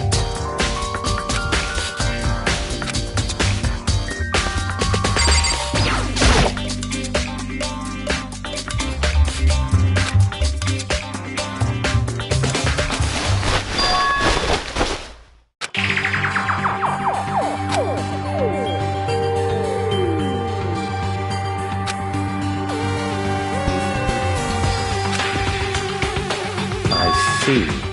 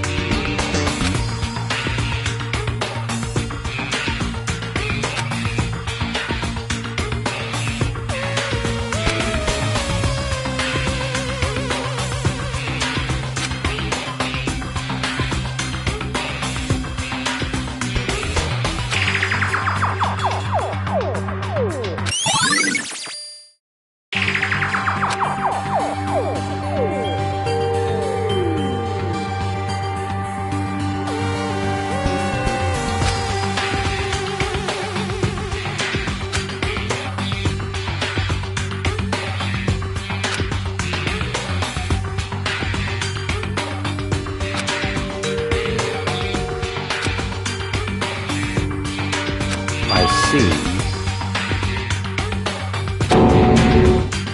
Naturally.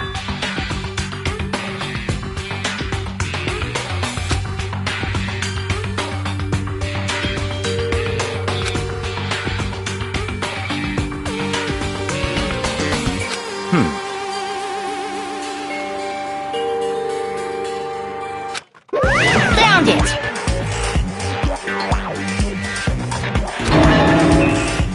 What? What? Hey, come on now!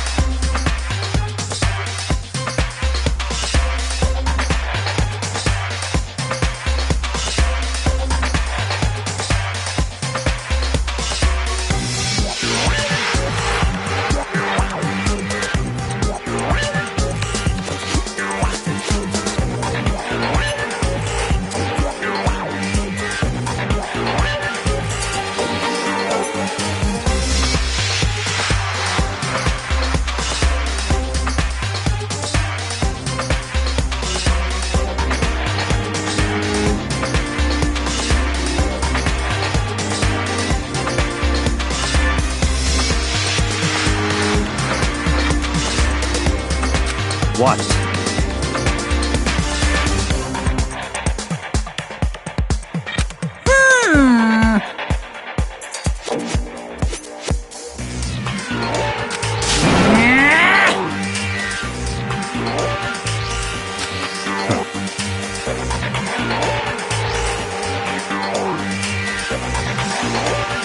Of course!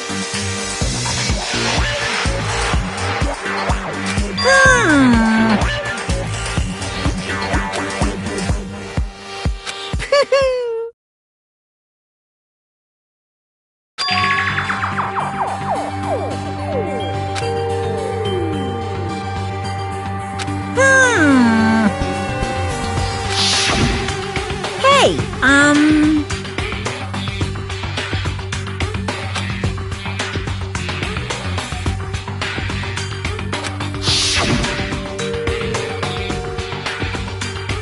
in other words,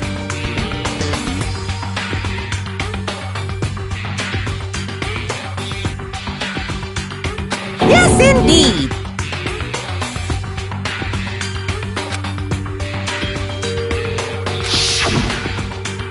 Nukuro Ikusaba, the 16th student, lying hidden somewhere in this school. The one they call the ultimate despair.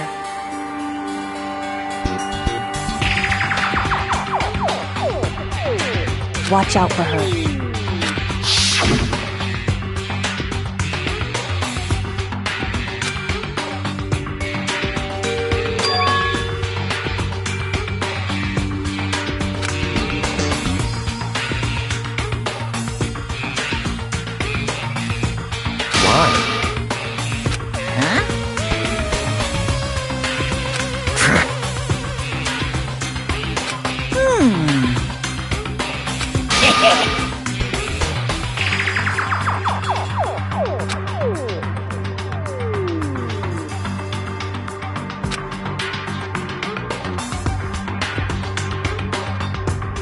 Yes, indeed.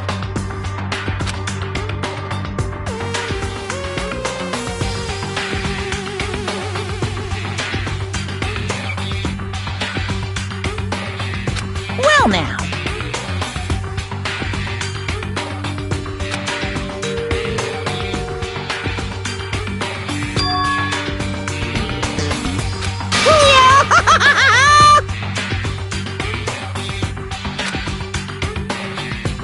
Hey,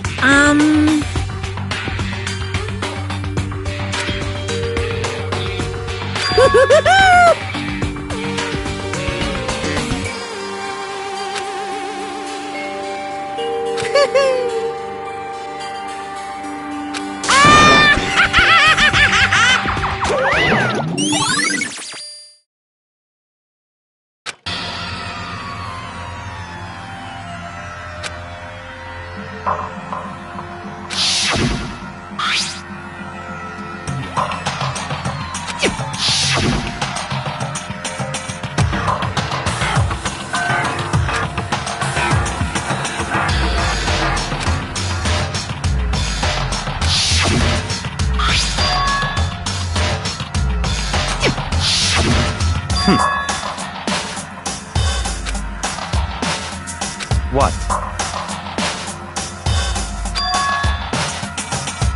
Such ignorance.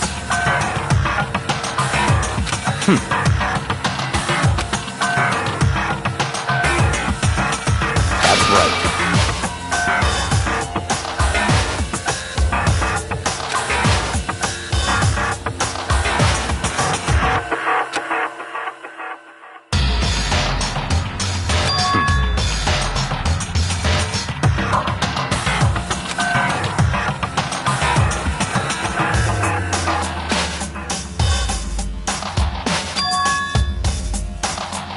It's certainly possible.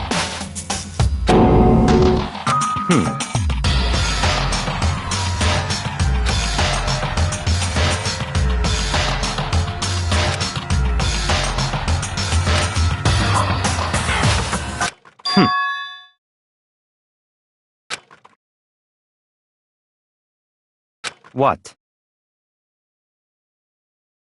It's all clear now. So,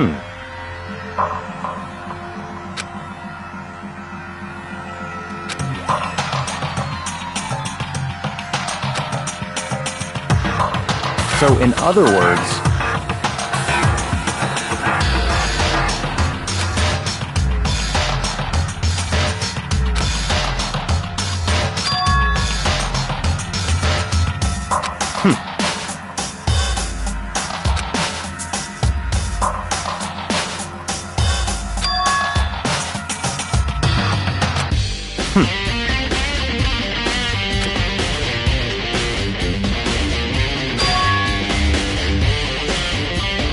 let's go.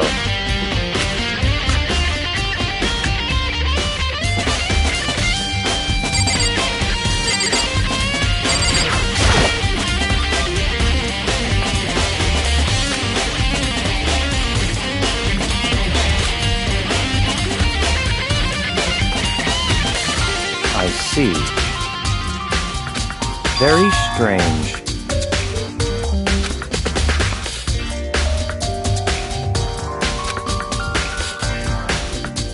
That's right.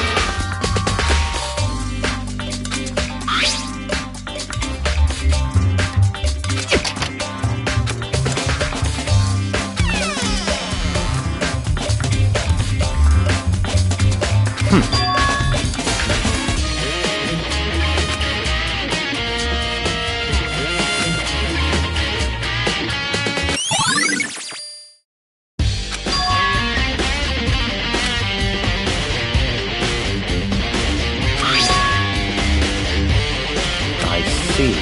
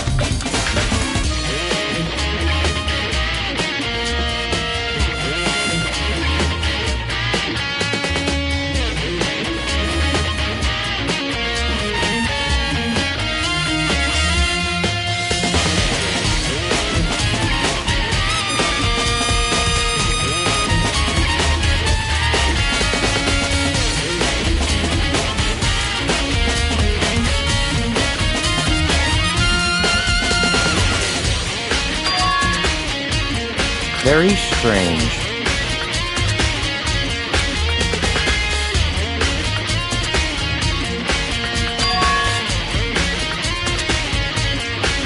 Why?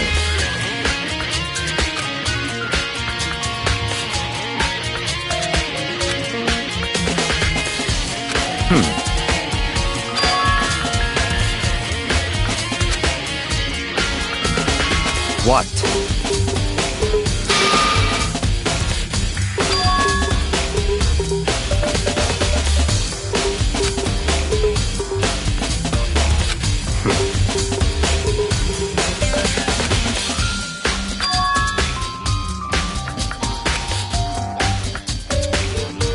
Let's go.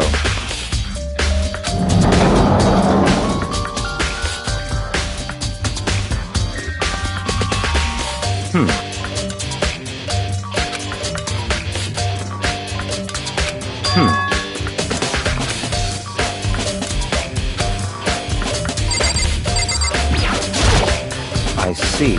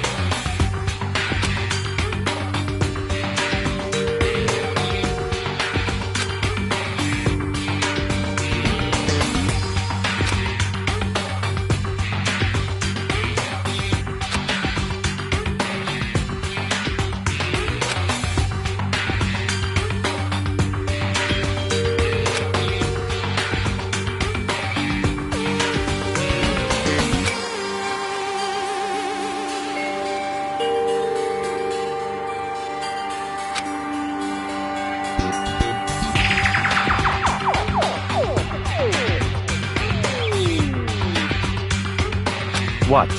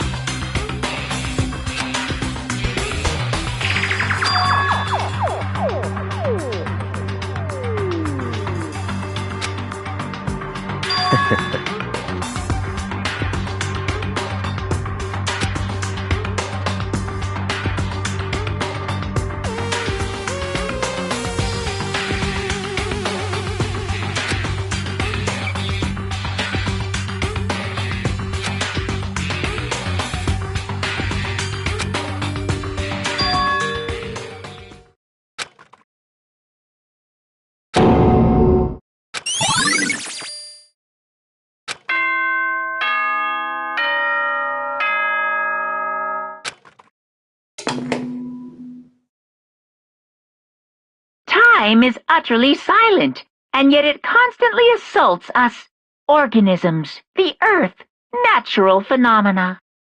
It damages us little by little until the end. You should really think about that. Anyway, it's time to begin the class trial. So, please meet up in the usual spot. See you later!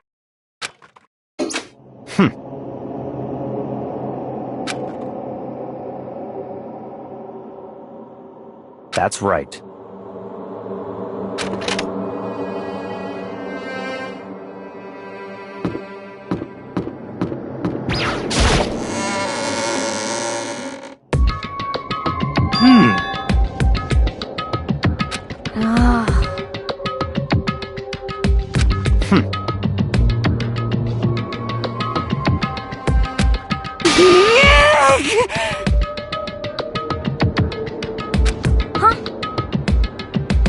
Hey!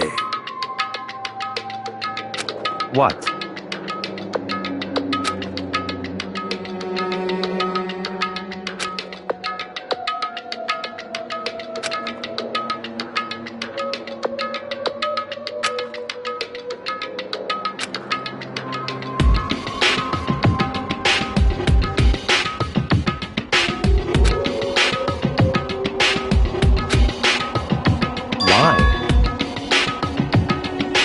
Could it be?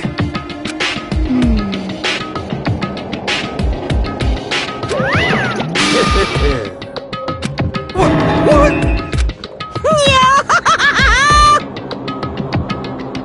Come on.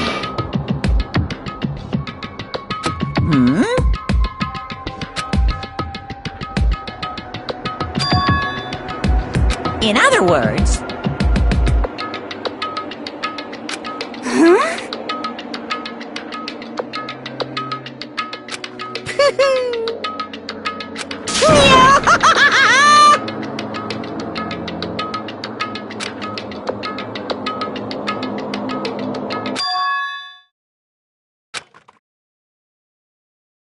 Hey.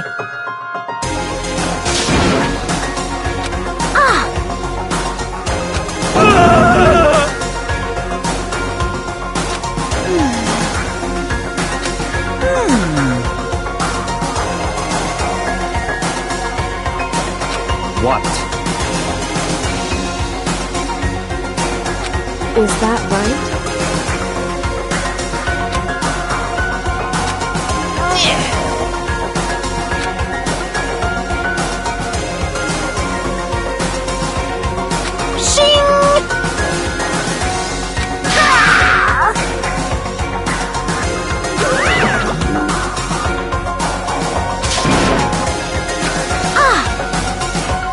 Indeed.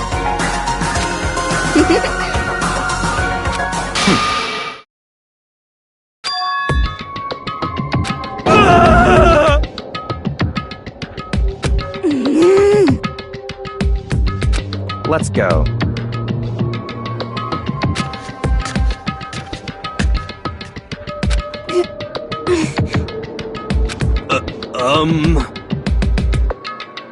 But...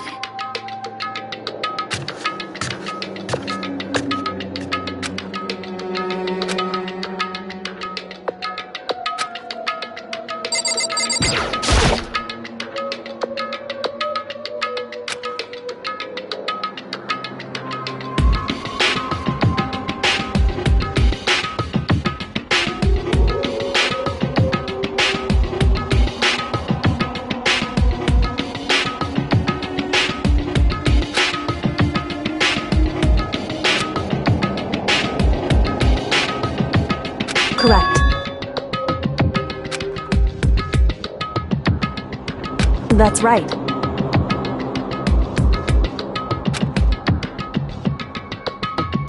Whew. So...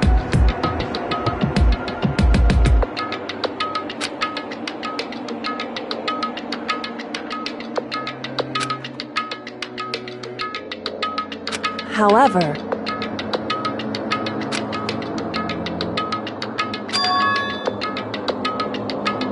Wrong. In other words...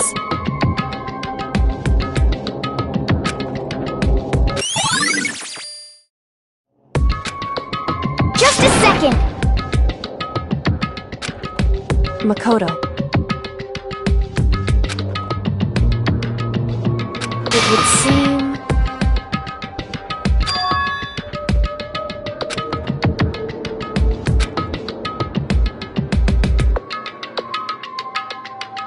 Goodbye.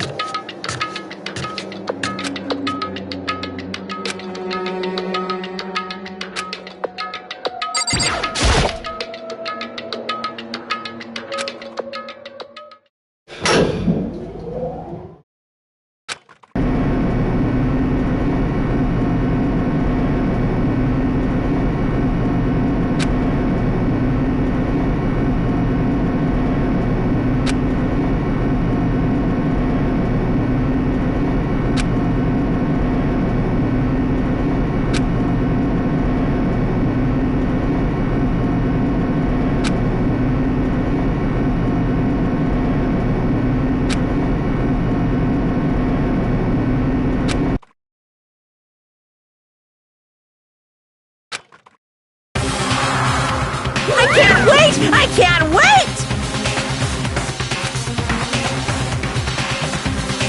Thrills, chills, kills!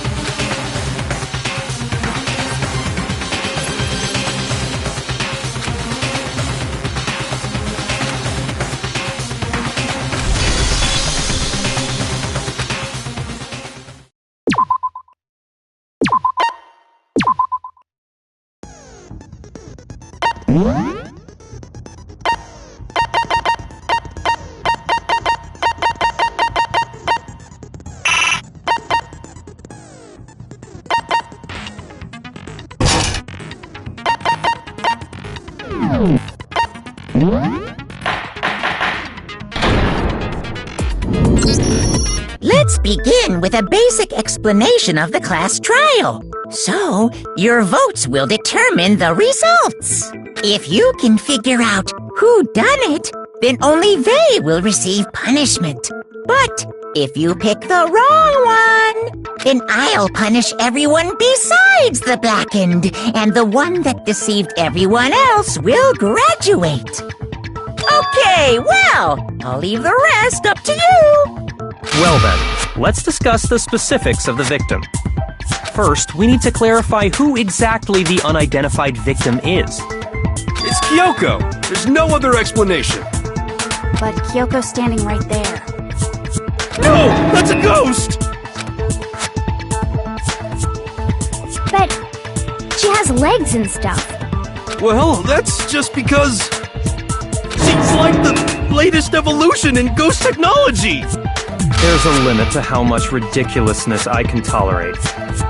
Okay. So I just have to prove that the corpse isn't Kyoko, right? Then let's compare Kyoko's traits to the traits of the dead body. Her traits? I got it! I'm talking about her gloves. They'll give us some insight into the mystery. I'm sure of it. In that case, I think it would be helpful if someone explained why she actually wears those gloves. And would you happen to know the answer? In fact, Monokuma told me. Apparently you have scars on your hands you don't want anyone to see.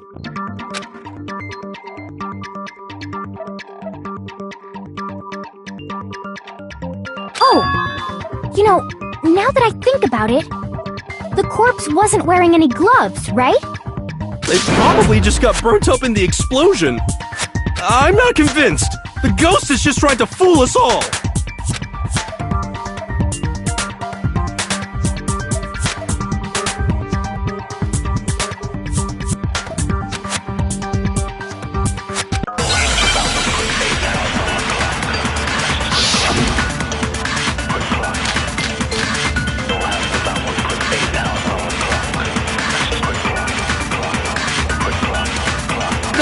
Kyoko there is just a ghost! Impossible. Okay, then prove it! Prove she's not a ghost! The dead body wasn't wearing gloves. They got burnt up in the explosion! Then she was wearing gloves before the explosion? Well, yeah! She must have been wearing gloves! No, that's wrong!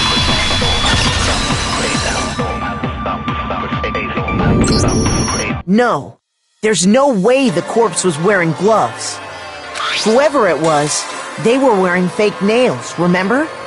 I imagine trying to wear gloves over nails like that would have been a pretty big pain. Besides, Kyoko wears gloves to hide her hands, right? It'd be pretty weird for someone who's self-conscious about their hands to wear fake nails, don't you think? Jeez, man, you don't know women, huh? They're complicated like that. If anyone doesn't know women, it's you. Well, Kyoko, any thoughts? These gloves were custom made to the size of my hands to make sure they don't interfere with my daily life. If I wore fake nails, the gloves wouldn't fit properly. Then that's that. The dead body doesn't belong to Kyoko. Which should have been obvious since she's standing right here. Okay, so then, who's the real victim? First, we need to figure that out. That's the first thing I said. You're the one who's been dragging us around in circles.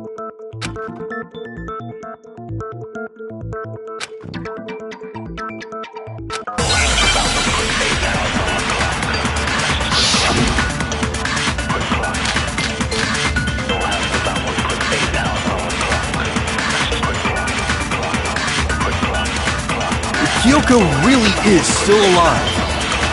Then who died? There's gotta be some way to figure it out. I don't think so. The face was scorched beyond recognition. And there wasn't any description in the Monokuma file.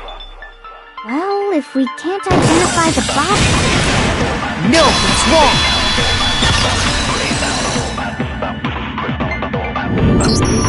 There was one clue left behind that we can use to identify the body.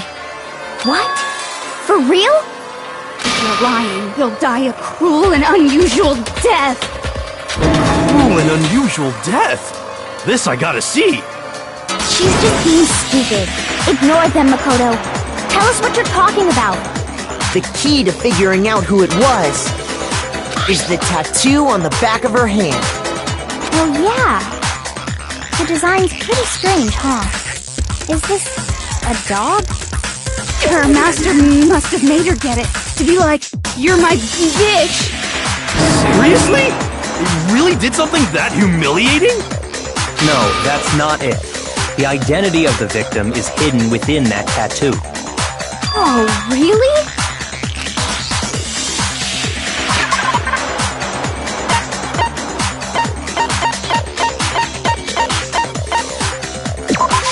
I got it! The Fenrir Mercenary Corps. That's the name of the military group Mukuro Ikusaba belonged to. Okay, so...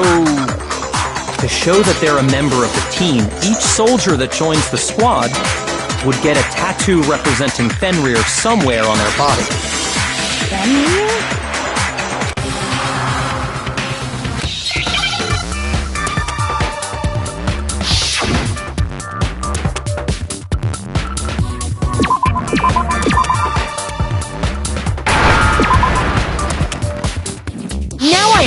And the representation of Fenrir is a wolf. Fenrir, the Wolf of Ragnarok. It's from Norse mythology. A huge, world-ending wolf beast. He's the child of the trickster god Loki, and a female giant.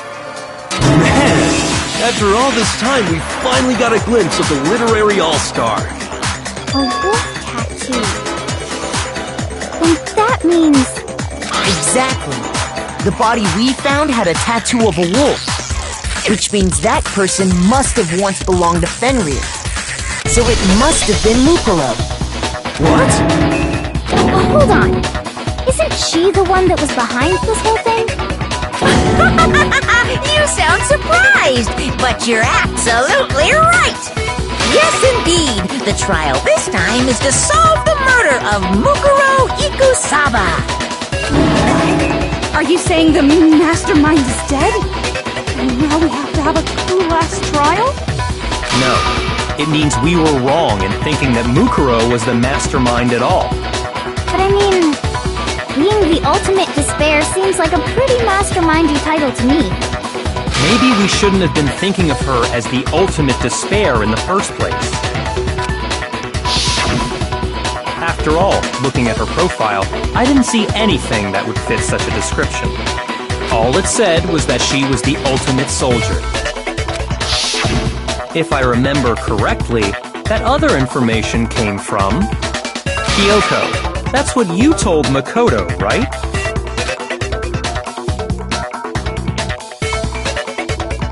So that means Kyoko got it wrong? And who was she? Who was Mukuro Ikusaba? She's been gone this whole time, and when she finally turns up, she gets killed. Usually when there's a scene where an important character dies, it has a lot more detail. So you're saying she wasn't an important character? Which would mean she was the same as us. Just another participant. Then who's the real mastermind? It must have been the Hope's Peak Academy headmaster after all. No, the headmaster has nothing to do with it. But how can we trust that? We already know your information about Mukuro was wrong.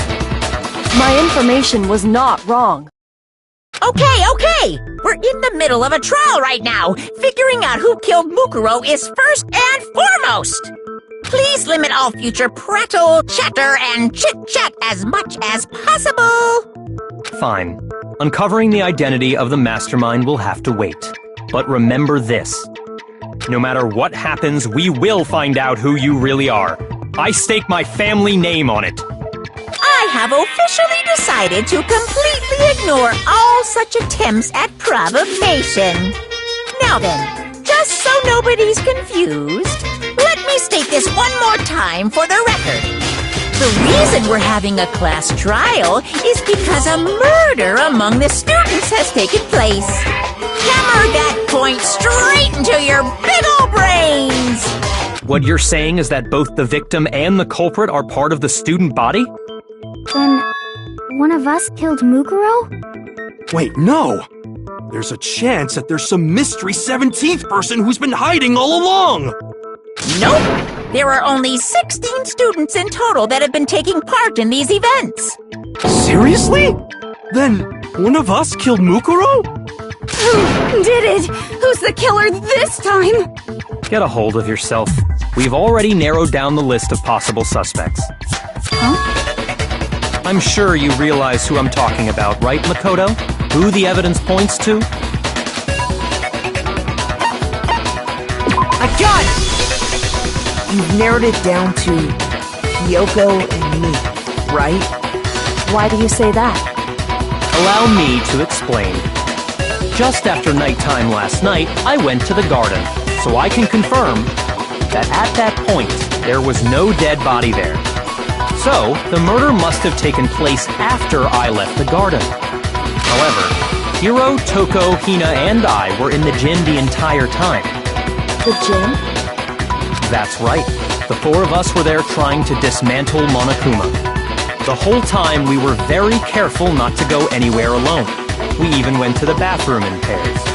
All of which is to say, The four of us all have alibis. The only ones without alibis Are me and Makoto. That's why you're able to narrow down the list of suspects. exactly so.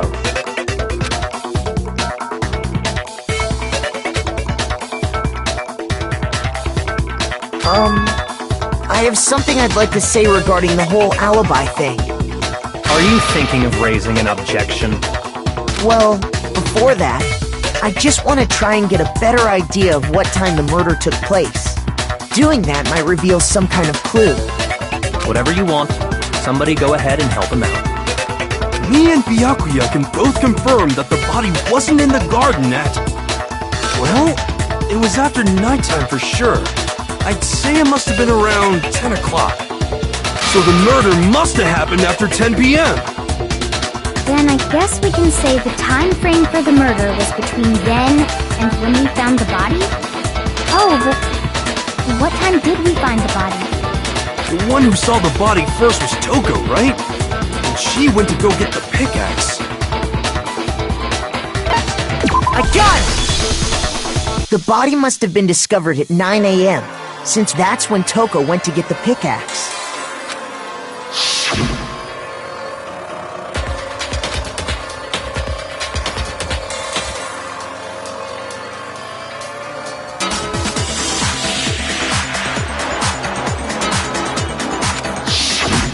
He's right. It had to be around then.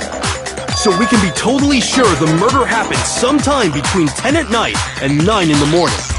For me, I was already asleep before nighttime hit, so I don't have an alibi after 10 o'clock. But I'm sure I met up with everyone else before 9 this morning. We ran into each other in the dining hall, right? That was around... Oh yeah! Right around 7:30. I remember checking right before I went in, so I'm totally sure about it. Which means from 10 p.m. to 7:30 a.m., you don't have an alibi.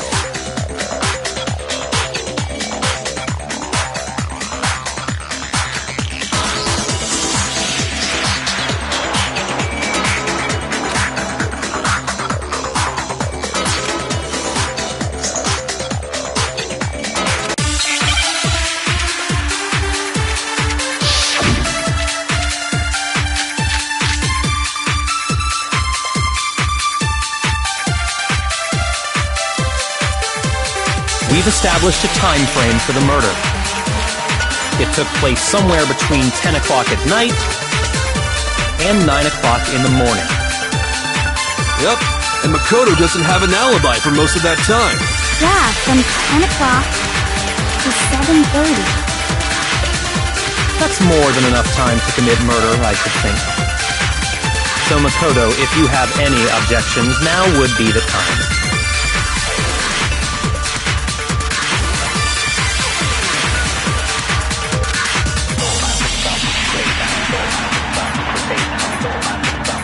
We've established a time frame for the murder.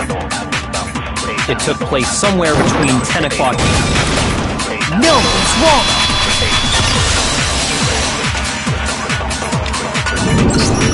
Actually, the murder couldn't have happened anywhere near 10 o'clock. It had to have taken place way later. And what makes you say that? Because of the sprinklers in the garden. The sprinklers are set to go off right at 7:30 every morning, right? So if the body had been in the garden before 7:30, then it should have been completely soaked. Oh, hold on! I remember this part perfectly. The body was wet. Dripping wet, in fact. Sorry, Toko, but you're wrong. I'm wrong? How? Are you saying only the mouth down south was wet? How dare you spew such indecent words! No, I'm saying that the body was wet, but not because of the sprinklers. What do you mean? By denying the sprinkler, are you trying to deny my entire existence? Man, you're totally wacko. If you really think it wasn't the sprinkler, you'd better tell us why!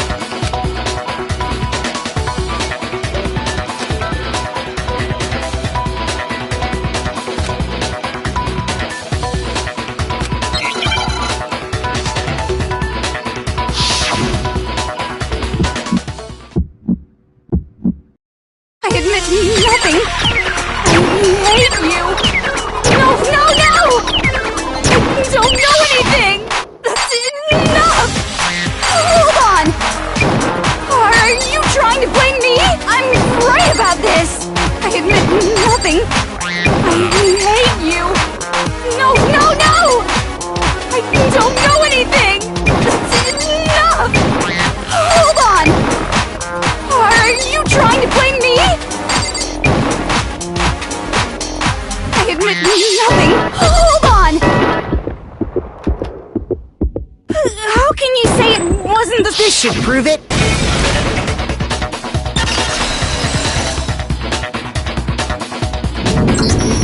Just remember what the body was like after the explosion, and you'll see why it wasn't the sprinklers. The top half of the body was wet, yes, but the bottom half was completely dry. If the sprinklers got the body wet, shouldn't the whole body have been wet? So they only got the top wet? The bottom was completely dry? What a brutal maniac! I'm so sick of her. Let's just move on. The reason only the top half was wet was because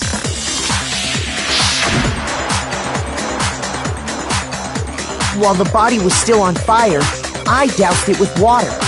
But only the part on fire, the top half. Oh, then I guess the sprinklers really didn't do it. So if the sprinklers didn't get the body wet, then the murder must have taken place sometime after the sprinklers turned on at 7:30 in the morning. Which means she must have been killed sometime between then and when the body was discovered at 9. But Makoto's alibi was only missing from 10 o'clock last night to 7:30 this morning, right? So there's no way Makoto could have done it. I guess you had an alibi after all. Good for you. In which case, the only one left without an alibi is Kyoko.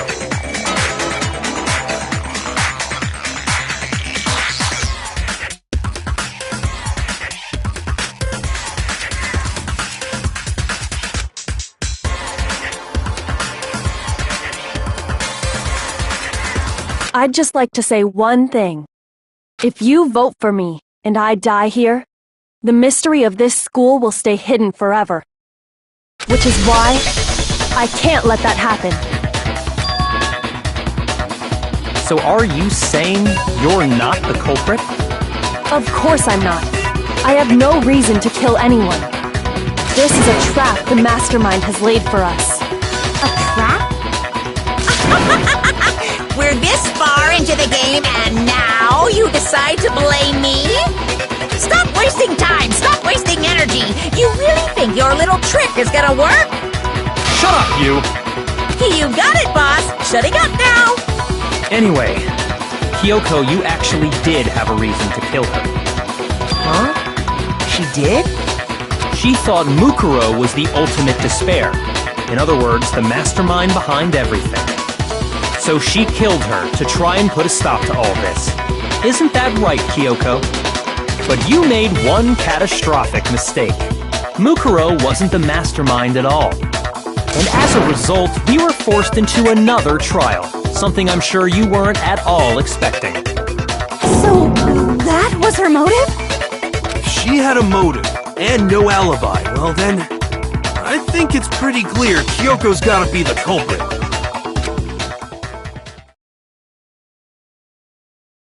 I'm not the only one without an alibi. Makoto's explanation is still insufficient. Huh? The sprinklers didn't get the body wet, but that doesn't mean the murder happened when he said it did. What are you— Because you see, there is a way the body could have avoided getting wet. Interesting. I'm listening. All it would take is covering the body with a certain something to keep it from getting wet.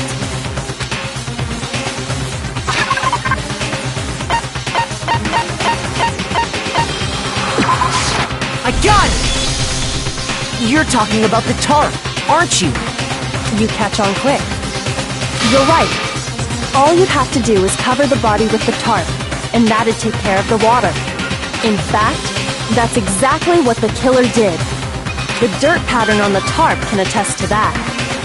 Only one side of the tarp got dirty, because that's the side that got covered in water. The side that faced down over the body, meanwhile, kept perfectly clean. This proves that the killer used the tarp to keep the body from getting soaked. But why would they go to all that effort just to keep the body from getting wet? Most likely so they could cloud the issue of when the murder actually took place. In other words, to create an excuse exactly like the one Makoto just gave us.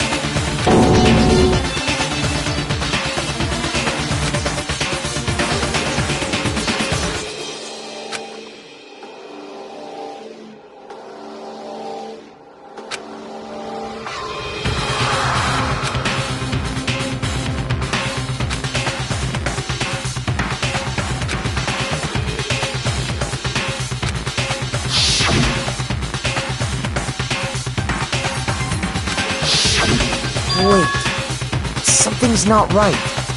And what might that be?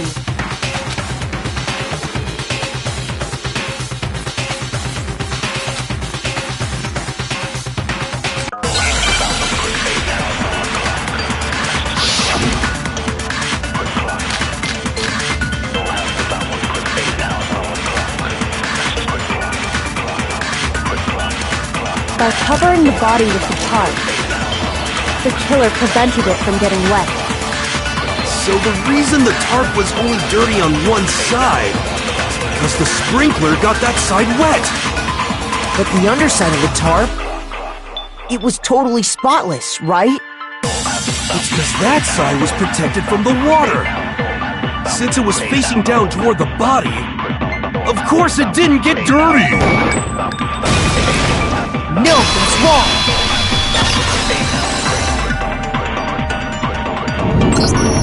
Actually, one side being clean is pretty strange if you think about it. Because the blood wasn't dry before the body got blown up, right? Byakuya said it himself. Not to touch it, or you might get some on you. If you put a tarp on a body in that state, it absolutely would have gotten blood on it. Well, maybe the culprit washed it, so nobody would know they'd used it. If they had, they would have washed both sides. Just washing the one side wouldn't hide anything. Oh, yeah, true. More than that, what if the very blood we saw on the body was meant as a kind of camouflage?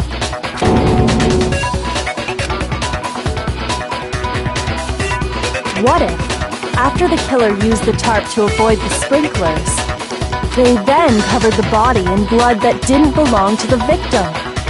You mean someone else's blood? Where would they get something like that? I know! They could have grabbed some of the blood packs from the nurse's office. That's what Hifumi did, right? When he pretended to be dead? No, that's not what happened this time. The killer got the blood from right there in the garden.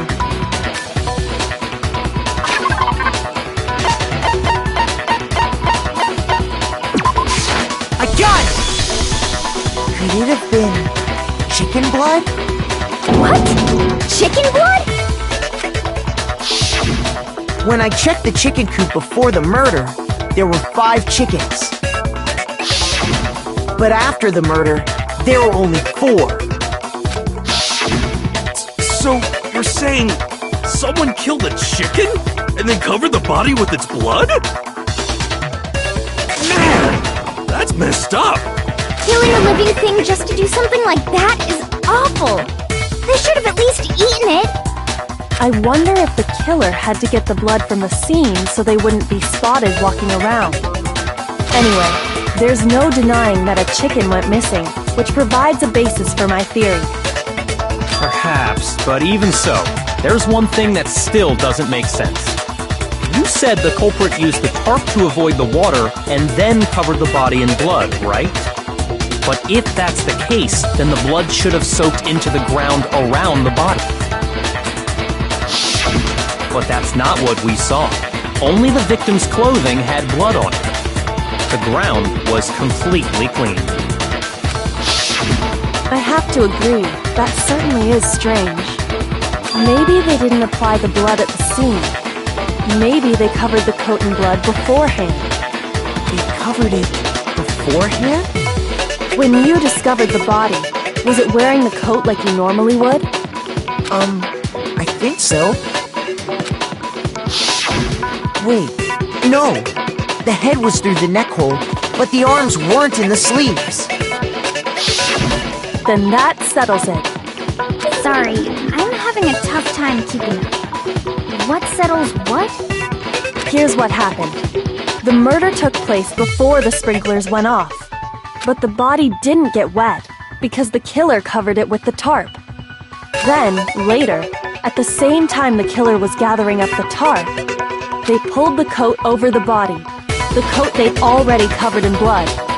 This series of cover-ups was meant to disguise the actual time the murder occurred.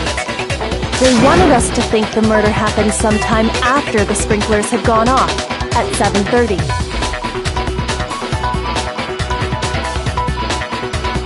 If that's actually what took place, it certainly becomes possible that the murder happened earlier. But to pull all that off, wouldn't they have had to go back to the garden after the sprinklers turned off? That actually wouldn't have been all that difficult. Huh? They already had the coat ready, so they just had to grab the tarp and pull the coat over the body. They'd be done in no time. Maybe, but still.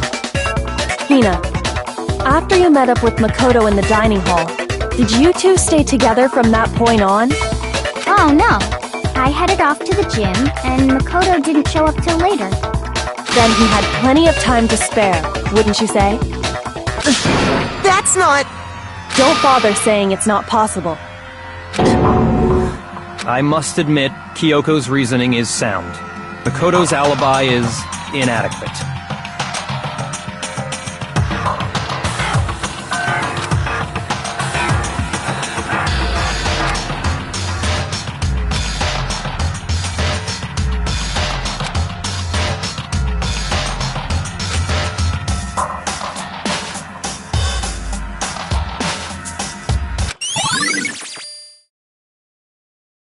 Well then, it looks like we're back to square one. Makoto's alibi is no good, so once again, our suspects are him and Kyoko. For serious, man? Which one of them did it? Hey, why don't we let luck decide? Let's flip a coin. 50-50 odds. Oh! See? Pretty good idea, right? No, not that! I just remembered something super serious. Well, don't just stand there. Out with it. You know that knife we found all black and burnt? The one we found stuck in the body before it exploded, right? According to the Monokuma file, the knife went all the way through, from front to back. So, what about it? I'm pretty sure I'd seen that knife somewhere before. That's what I thought when I first saw it. I just remembered.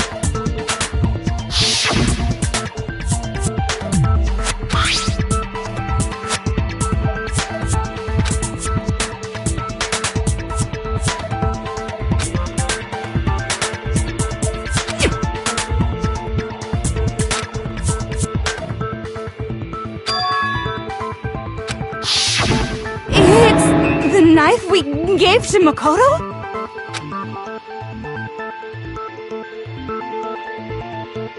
You don't seem surprised. You must have noticed earlier. Yeah. Then why did you hide that fact? It's not that I hid it. It's just...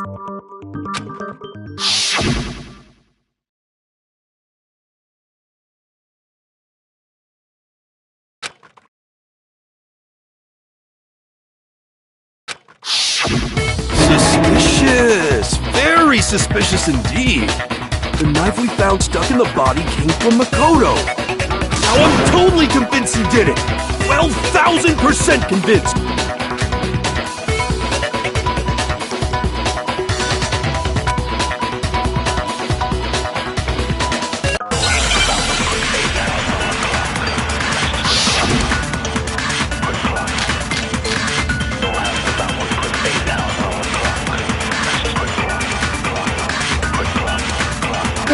we found lodged in the dead body. It's the same one we gave to Makoto. It really is, isn't it? I was afraid of that. If he did have that knife before, then that seals it! Makoto did it! Just because I had the knife once, that automatically makes me the killer? Well, getting stabbed is what killed her, right? No, that's wrong!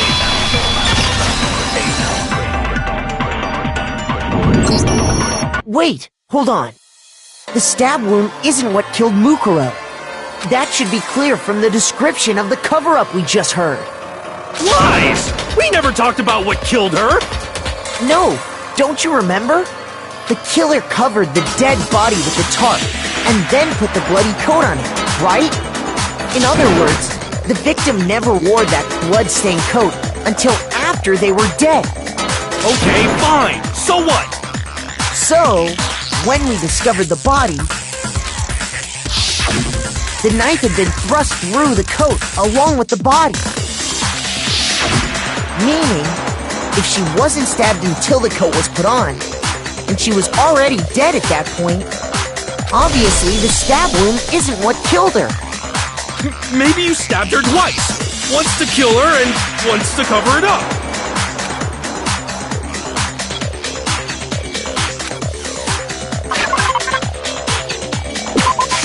I got it! The Monokuma file clearly states that there was only one stab wound. Oh yeah, it sure did. Totally forgot about that. Then the knife... was just another piece of camouflage set up by the true killer. They probably stabbed her to draw attention away from what actually killed her. Exploding the body afterward was probably meant to do the same thing. The explosion severely damaged the body, making it impossible to know what really killed her. It was all the killer's attempt to destroy all evidence of their crime. So they wanted us to notice the stab wound and then detonated the body afterward. They meant for us to latch onto the knife as the cause of death, then destroy any evidence proving otherwise. Oh, hey, I have a question. It kinda goes back to the beginning, but... what's the deal with that explosion anyway? Why'd the body just blow up all of a sudden like that? If you bothered to put that lump of gray matter between your ears to use, you'd know the answer. Well, if you're so smart, just tell me. I'll tell you. I bet some unknown quantum particle caused an atomic level spontaneous combustion! I might be dumb, but even I'm not dumb enough to believe that. Go ahead, Makoto. Tell her or we won't make any headway on this.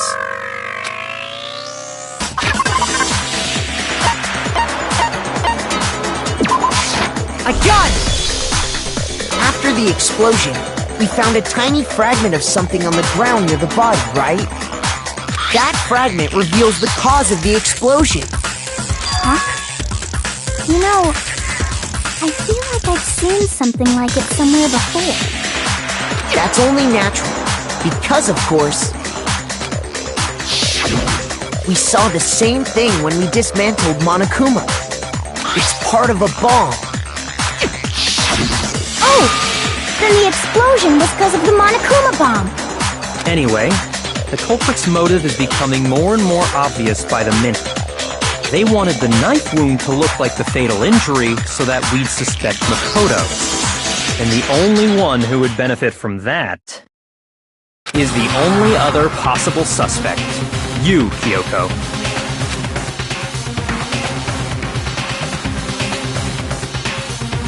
Hold on a second, Byakuya. What's the problem? Well, I just feel like we need to think this through. We still don't know what actually killed the victim. That's true. It's definitely bugging me. What really killed her? Fine. I have no problem with that. Let us continue the debate. It won't change the facts of the case regardless.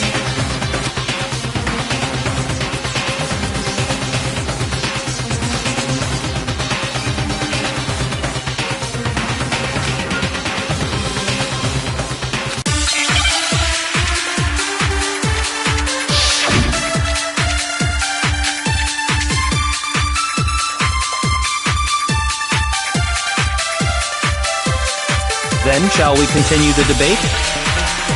The victim's fatal injury has yet to be determined, correct? The explosion didn't kill her for sure. I guess. Well, yeah. She was already totally dead when that happened. And it wasn't because of the knife, right? And then there's only one other thing. Oh, yeah. According to the Monokuma file, that's gotta be it.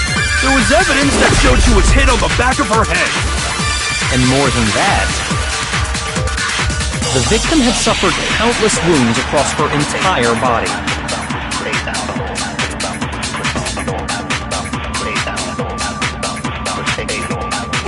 Then, shall we continue the debate? The victim's fatal injury has yet to be determined. No, it's wrong!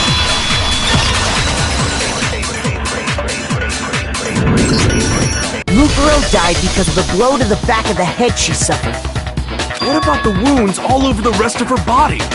They didn't have anything to do with it? The Monokuma file makes it clear that those weren't fresh wounds. Oh yeah, good point. If they were old, I guess they don't really matter. Okay, then we're safe in assuming the blow to the back of her head is what killed her. But then, what was the murder weapon? The Monokuma file says she was hit with a blunt object, about as thick as a metal pipe. Oh! I bet it was the pickaxe! How is that even possible? If you hit someone with that, it'd cave their skull in completely. Well, maybe they held it the other way and hit her with the handle. No way! The balance would be all off. You wouldn't be able to swing it with any kind of power. I wouldn't mind testing it on you if you want. No thanks. I bet you just hit me with the metal end and call it an accident. I'd love to scoop out that nasty brain of yours, throw it on the ground and spit on it. I feel the same way! Looks like we're on the same page this time. Seriously? We want to figure out what killed her, right? It just so happens we already know. We already know? I knew we could count on you, Master. So what was it? Go ahead and tell them, Makoto. Surely you've deduced the real murder weapon?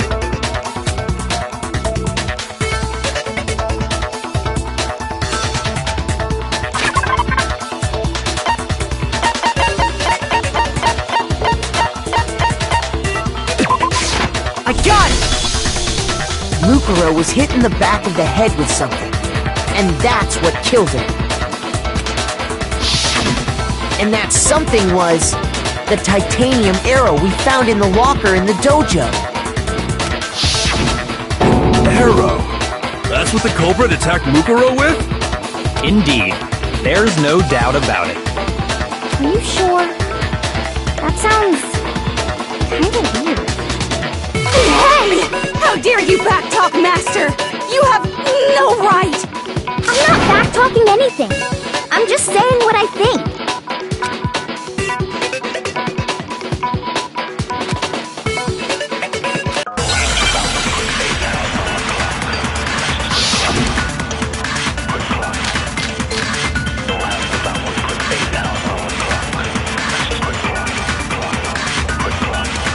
The titanium arrow. It was in the dojo locker, right? I have no doubt that was the murder weapon. You sure? You don't sound convinced. What's the problem? Well, 'cause in the Monokuma file, it said the weapon must have been about as thick as a metal pipe, right? It seems like an arrow would just be too thin. Talk back to Master! You have no right!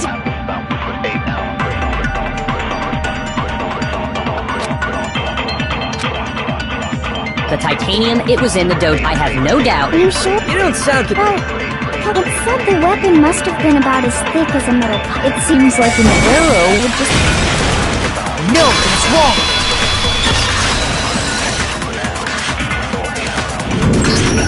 You're right. Just the one arrow would have been too weak. That's why the killer used another weapon. Another weapon? Inside the dojo locker, we also found a balled-up wad of duct tape. The killer probably uses duct tape to bind multiple arrows together. Bundling them together using the duct tape would easily create a single weapon as thick as a pipe. And that's exactly what the killer did. It's similar to Aesop's fable about the bundle of sticks. One stick is weak, but put them together and they become strong. It's meant to teach cooperation. Damn, that's harsh. How is it harsh? Were you even listening? Anyway, that explains the murder weapon. As for who the culprit is that stashed the weapon in the dojo locker, it was you, Kyoko. I've never been to the dojo. Oh no, you absolutely have. How can you say that with such confidence? Because we have proof, of course. Don't we, Makoto?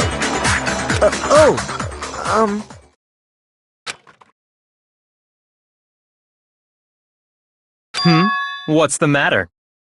Surely you don't intend to protect a murderer. You know what will happen if you do, don't you? If you cover for the culprit, there's only one thing that can lead to. The death of us all, remember? Of course I remember. Then show us. Show everyone the evidence that proves Kyoko went to the dojo.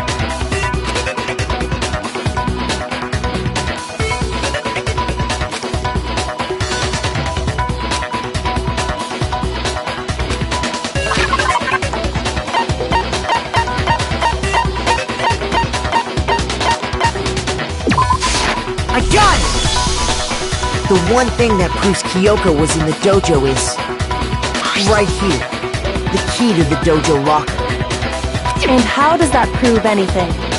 Because I found it in your room. It was in my room? Don't bother trying to play dumb. That key is just the final piece of the puzzle. Your non-existent alibi, your clear motive, your attempts to frame Makoto for the crime. This all proves that you are the true culprit. You can't explain this away, so just give up. Hold on a second.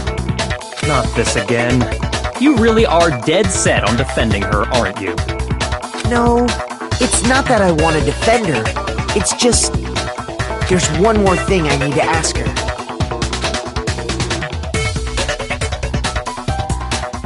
Kyoko, I want you to tell me something. Last night, you were in my room, weren't you? Why?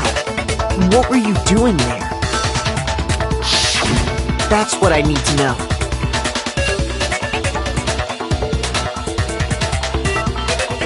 I was just protecting you.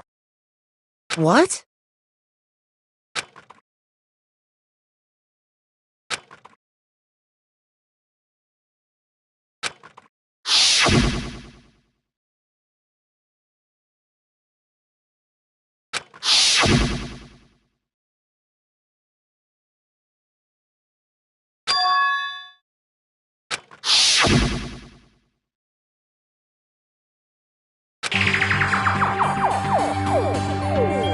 That's enough.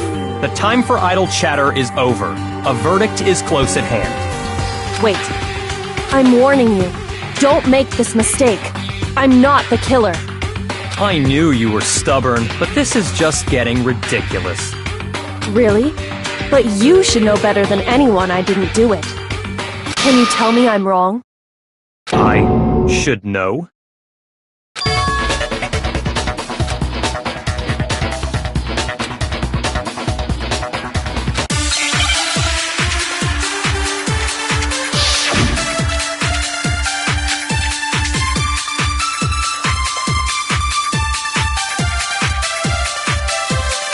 Those words you just spoke, what do you mean? Exactly what I said. I'm not the killer. You should understand that more than anyone here. Byakuya, what are you hiding? Master would never hide something from me! There's proof that you aren't the culprit. Is that what you're saying? You stated a theory earlier. You said I hid the evidence of my crime in the dojo locker, and then left the locker key in my own room, correct? But could I really have done that?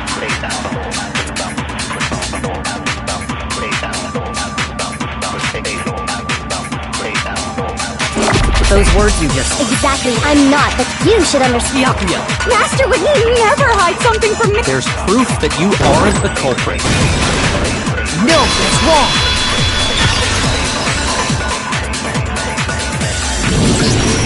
If I'm right, Kyoko wouldn't have been able to get into her room. Huh? Why not? Because she had given her room key to Byakuya. I see. So that's what you meant. And if I had the key to your room... Then obviously I had no way of getting in. Without my room key, I couldn't have possibly put the locker key in there myself. Am I wrong? It would appear not. Then you're finally starting to understand.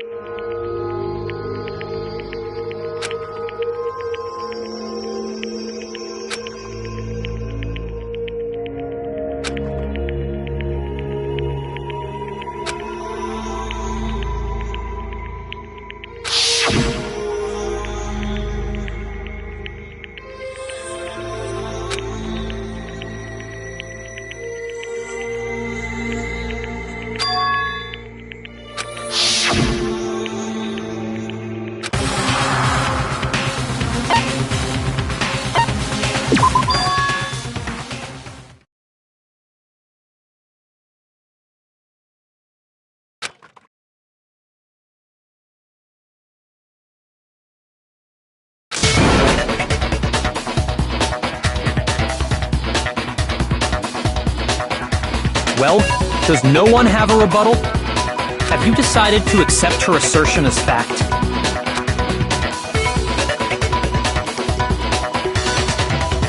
I see. So you still refuse to accept it. I suppose we have to admit that Kyoko didn't put the locker key in her room, that it was someone else. But who else could it have been? I mean, Byakuya had a room key, right? You! What are you trying to imply? But of course I have an alibi. From nighttime on, I was with you guys the entire time. I couldn't possibly have killed anyone, or put the key in Kyoko's room. Well, someone had to put the key in there. There's only one other possibility I can think of. Someone could have had the key on them, then once they arrived at the scene, pretended to find it there. It had to be Makoto, right? I don't see any other option. Wait a second! You've got it all wrong! Let's think about it one more time. There's gotta be a hidden side to this case! Huh? A hidden side? First of all, there's something off about this entire trial. You all see it, don't you?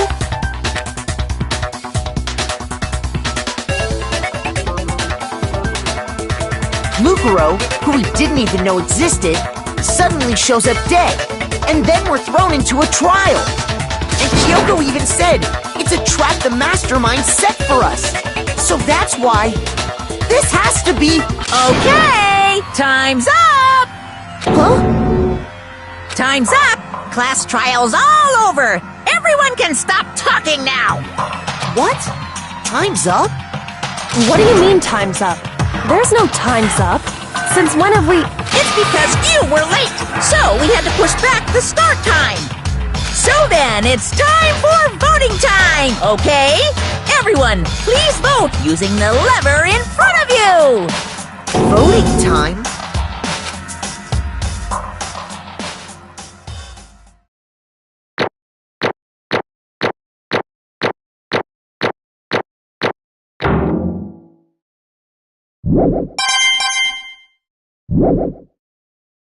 Now, who will be chosen as the blackened? Will you make the right choice or the dreadfully wrong one? Hey, hold on! What's it gonna be? What's it gonna be?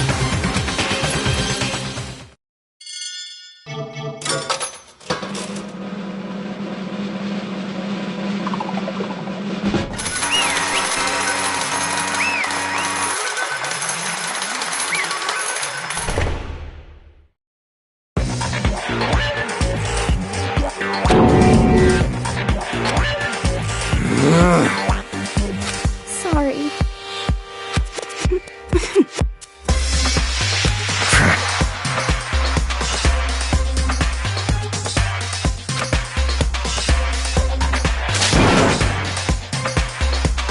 Yes, indeed. Yep.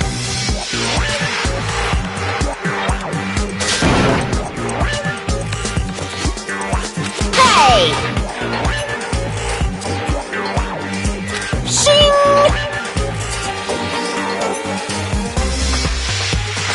Thrills, chills, kills!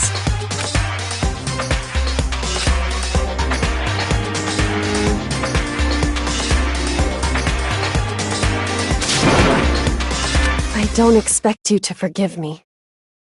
I know this is all my fault. Let's give it everything we've got! It's punishment time!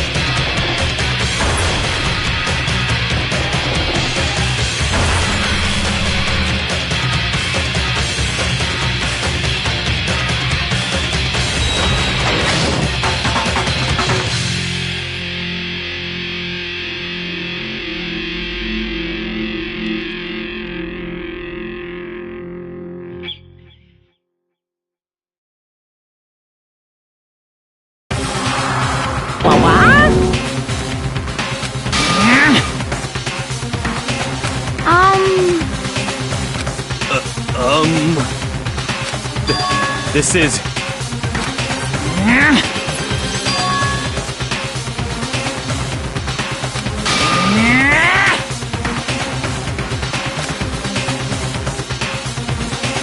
It would seem...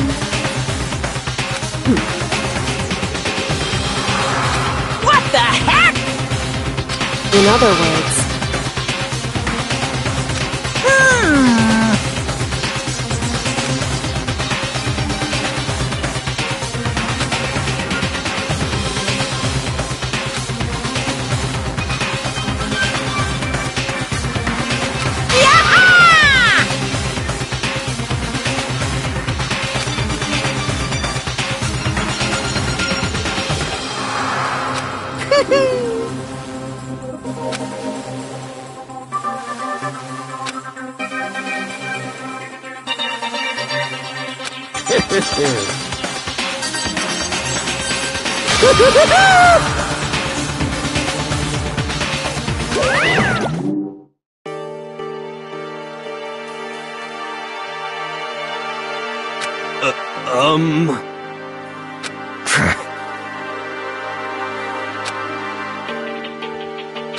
Calm down.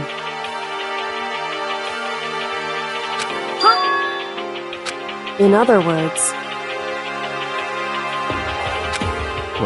What did you say? So...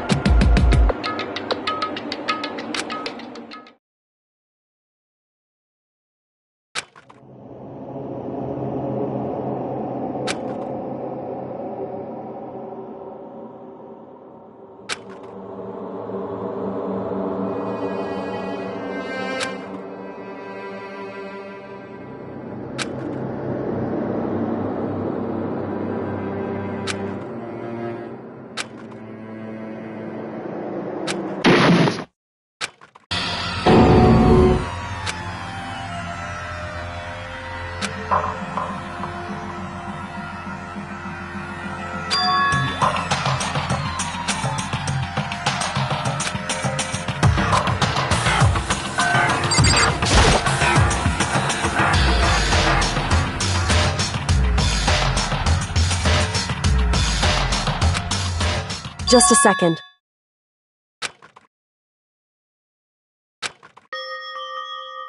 It smells awful. Indeed. So...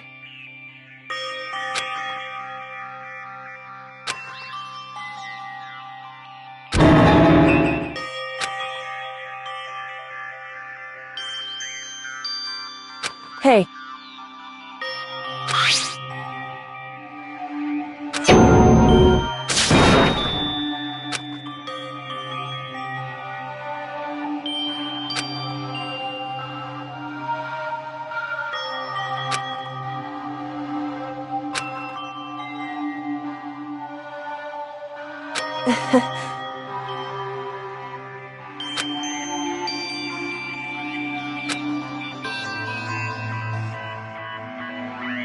Hmm?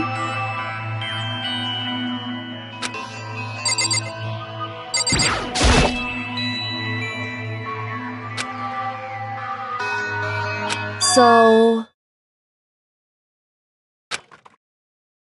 You...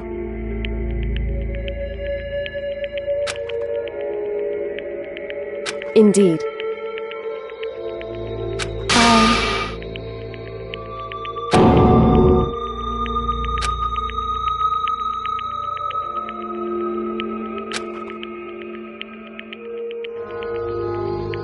However...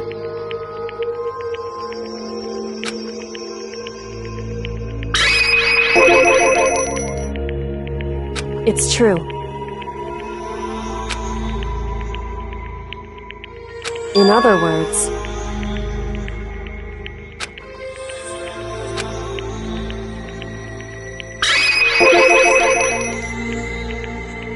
Indeed.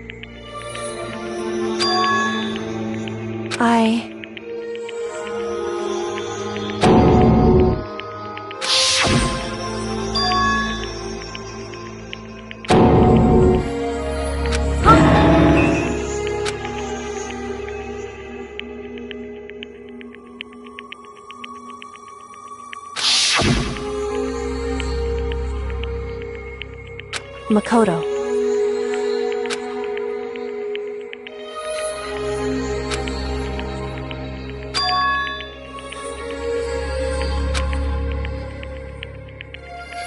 That's right.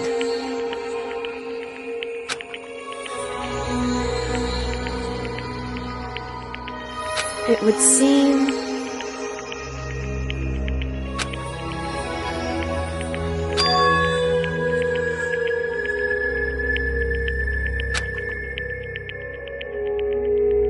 Hey.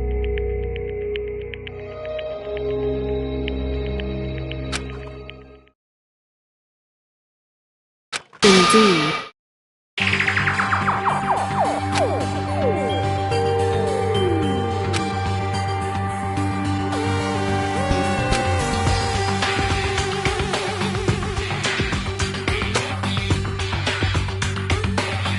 However...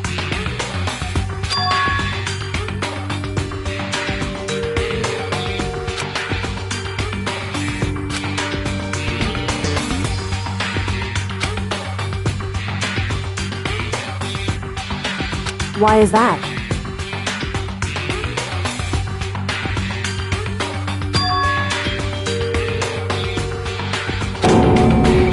Correct.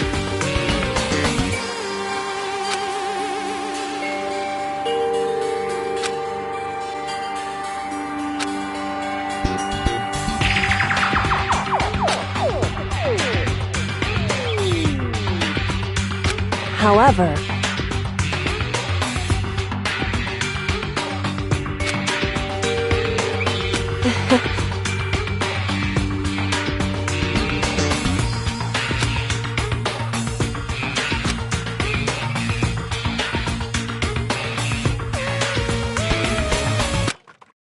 I understand. I should understand everything. My goal isn't to get out of here. It's to stay here.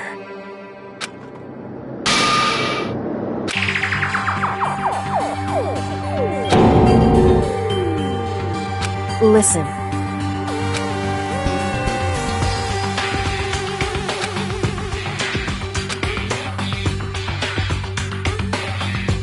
Hey.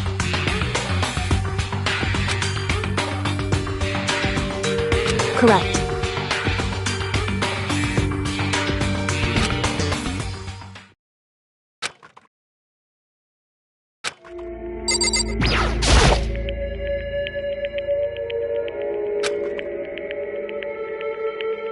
So...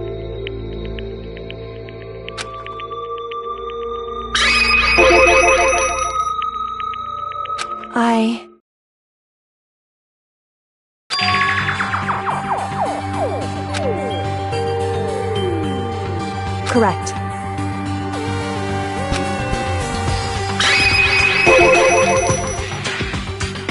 So...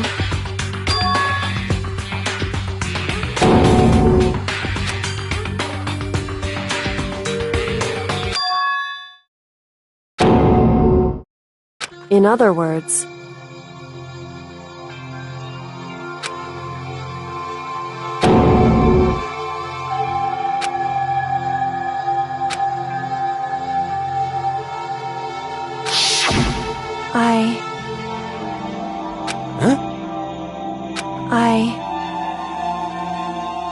No matter what? So,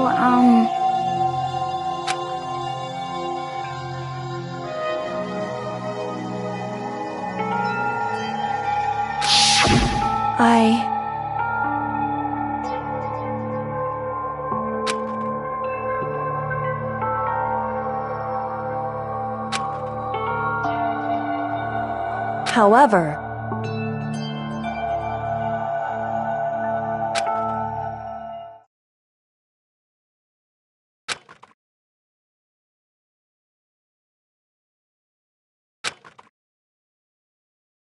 So...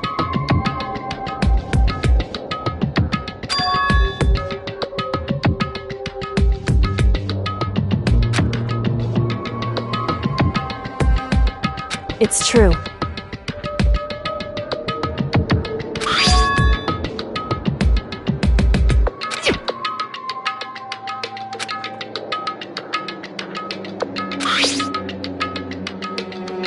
Indeed.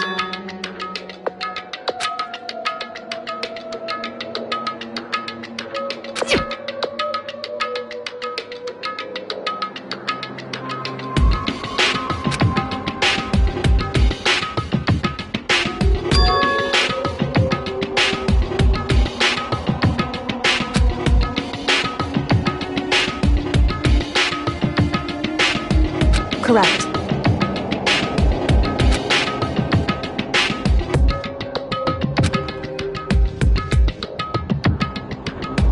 However...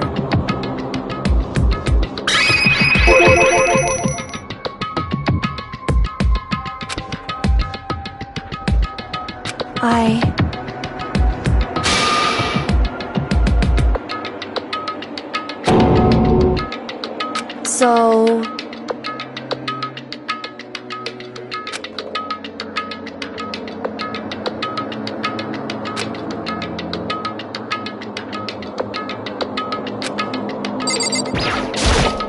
However...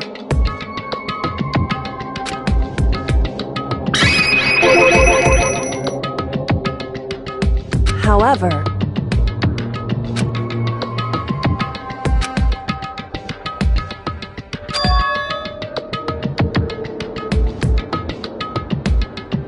Anyway...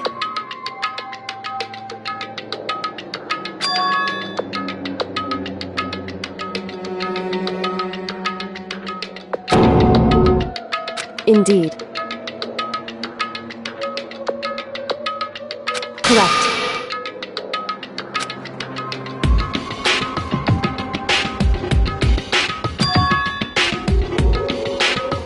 That's right.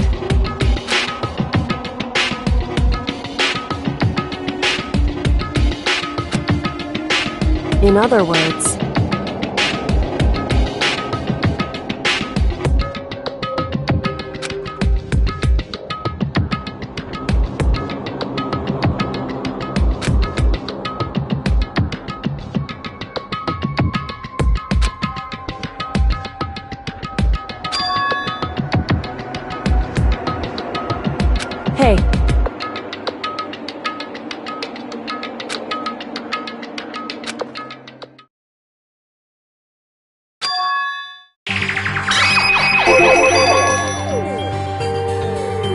Indeed.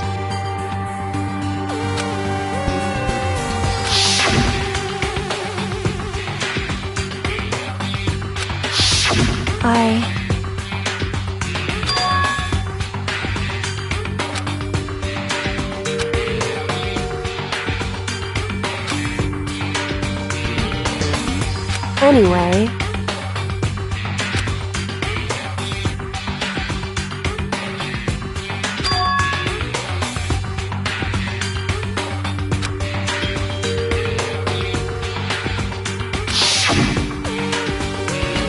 Correct.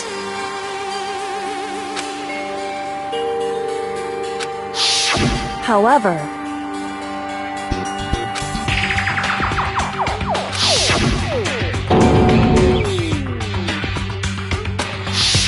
Correct.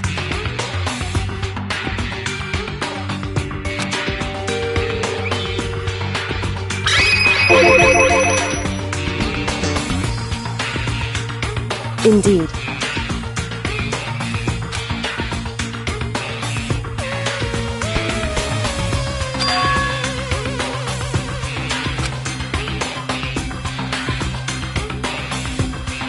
Correct.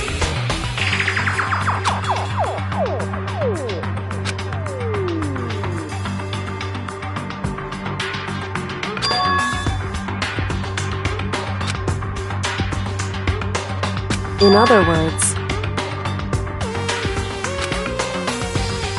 Makoto.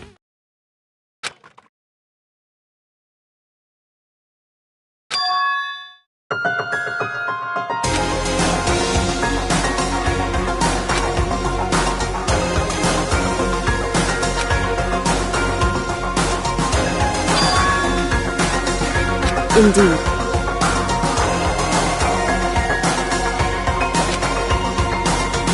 That's right.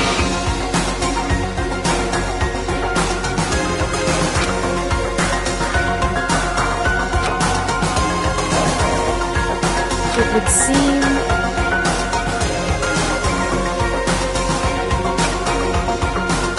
Indeed.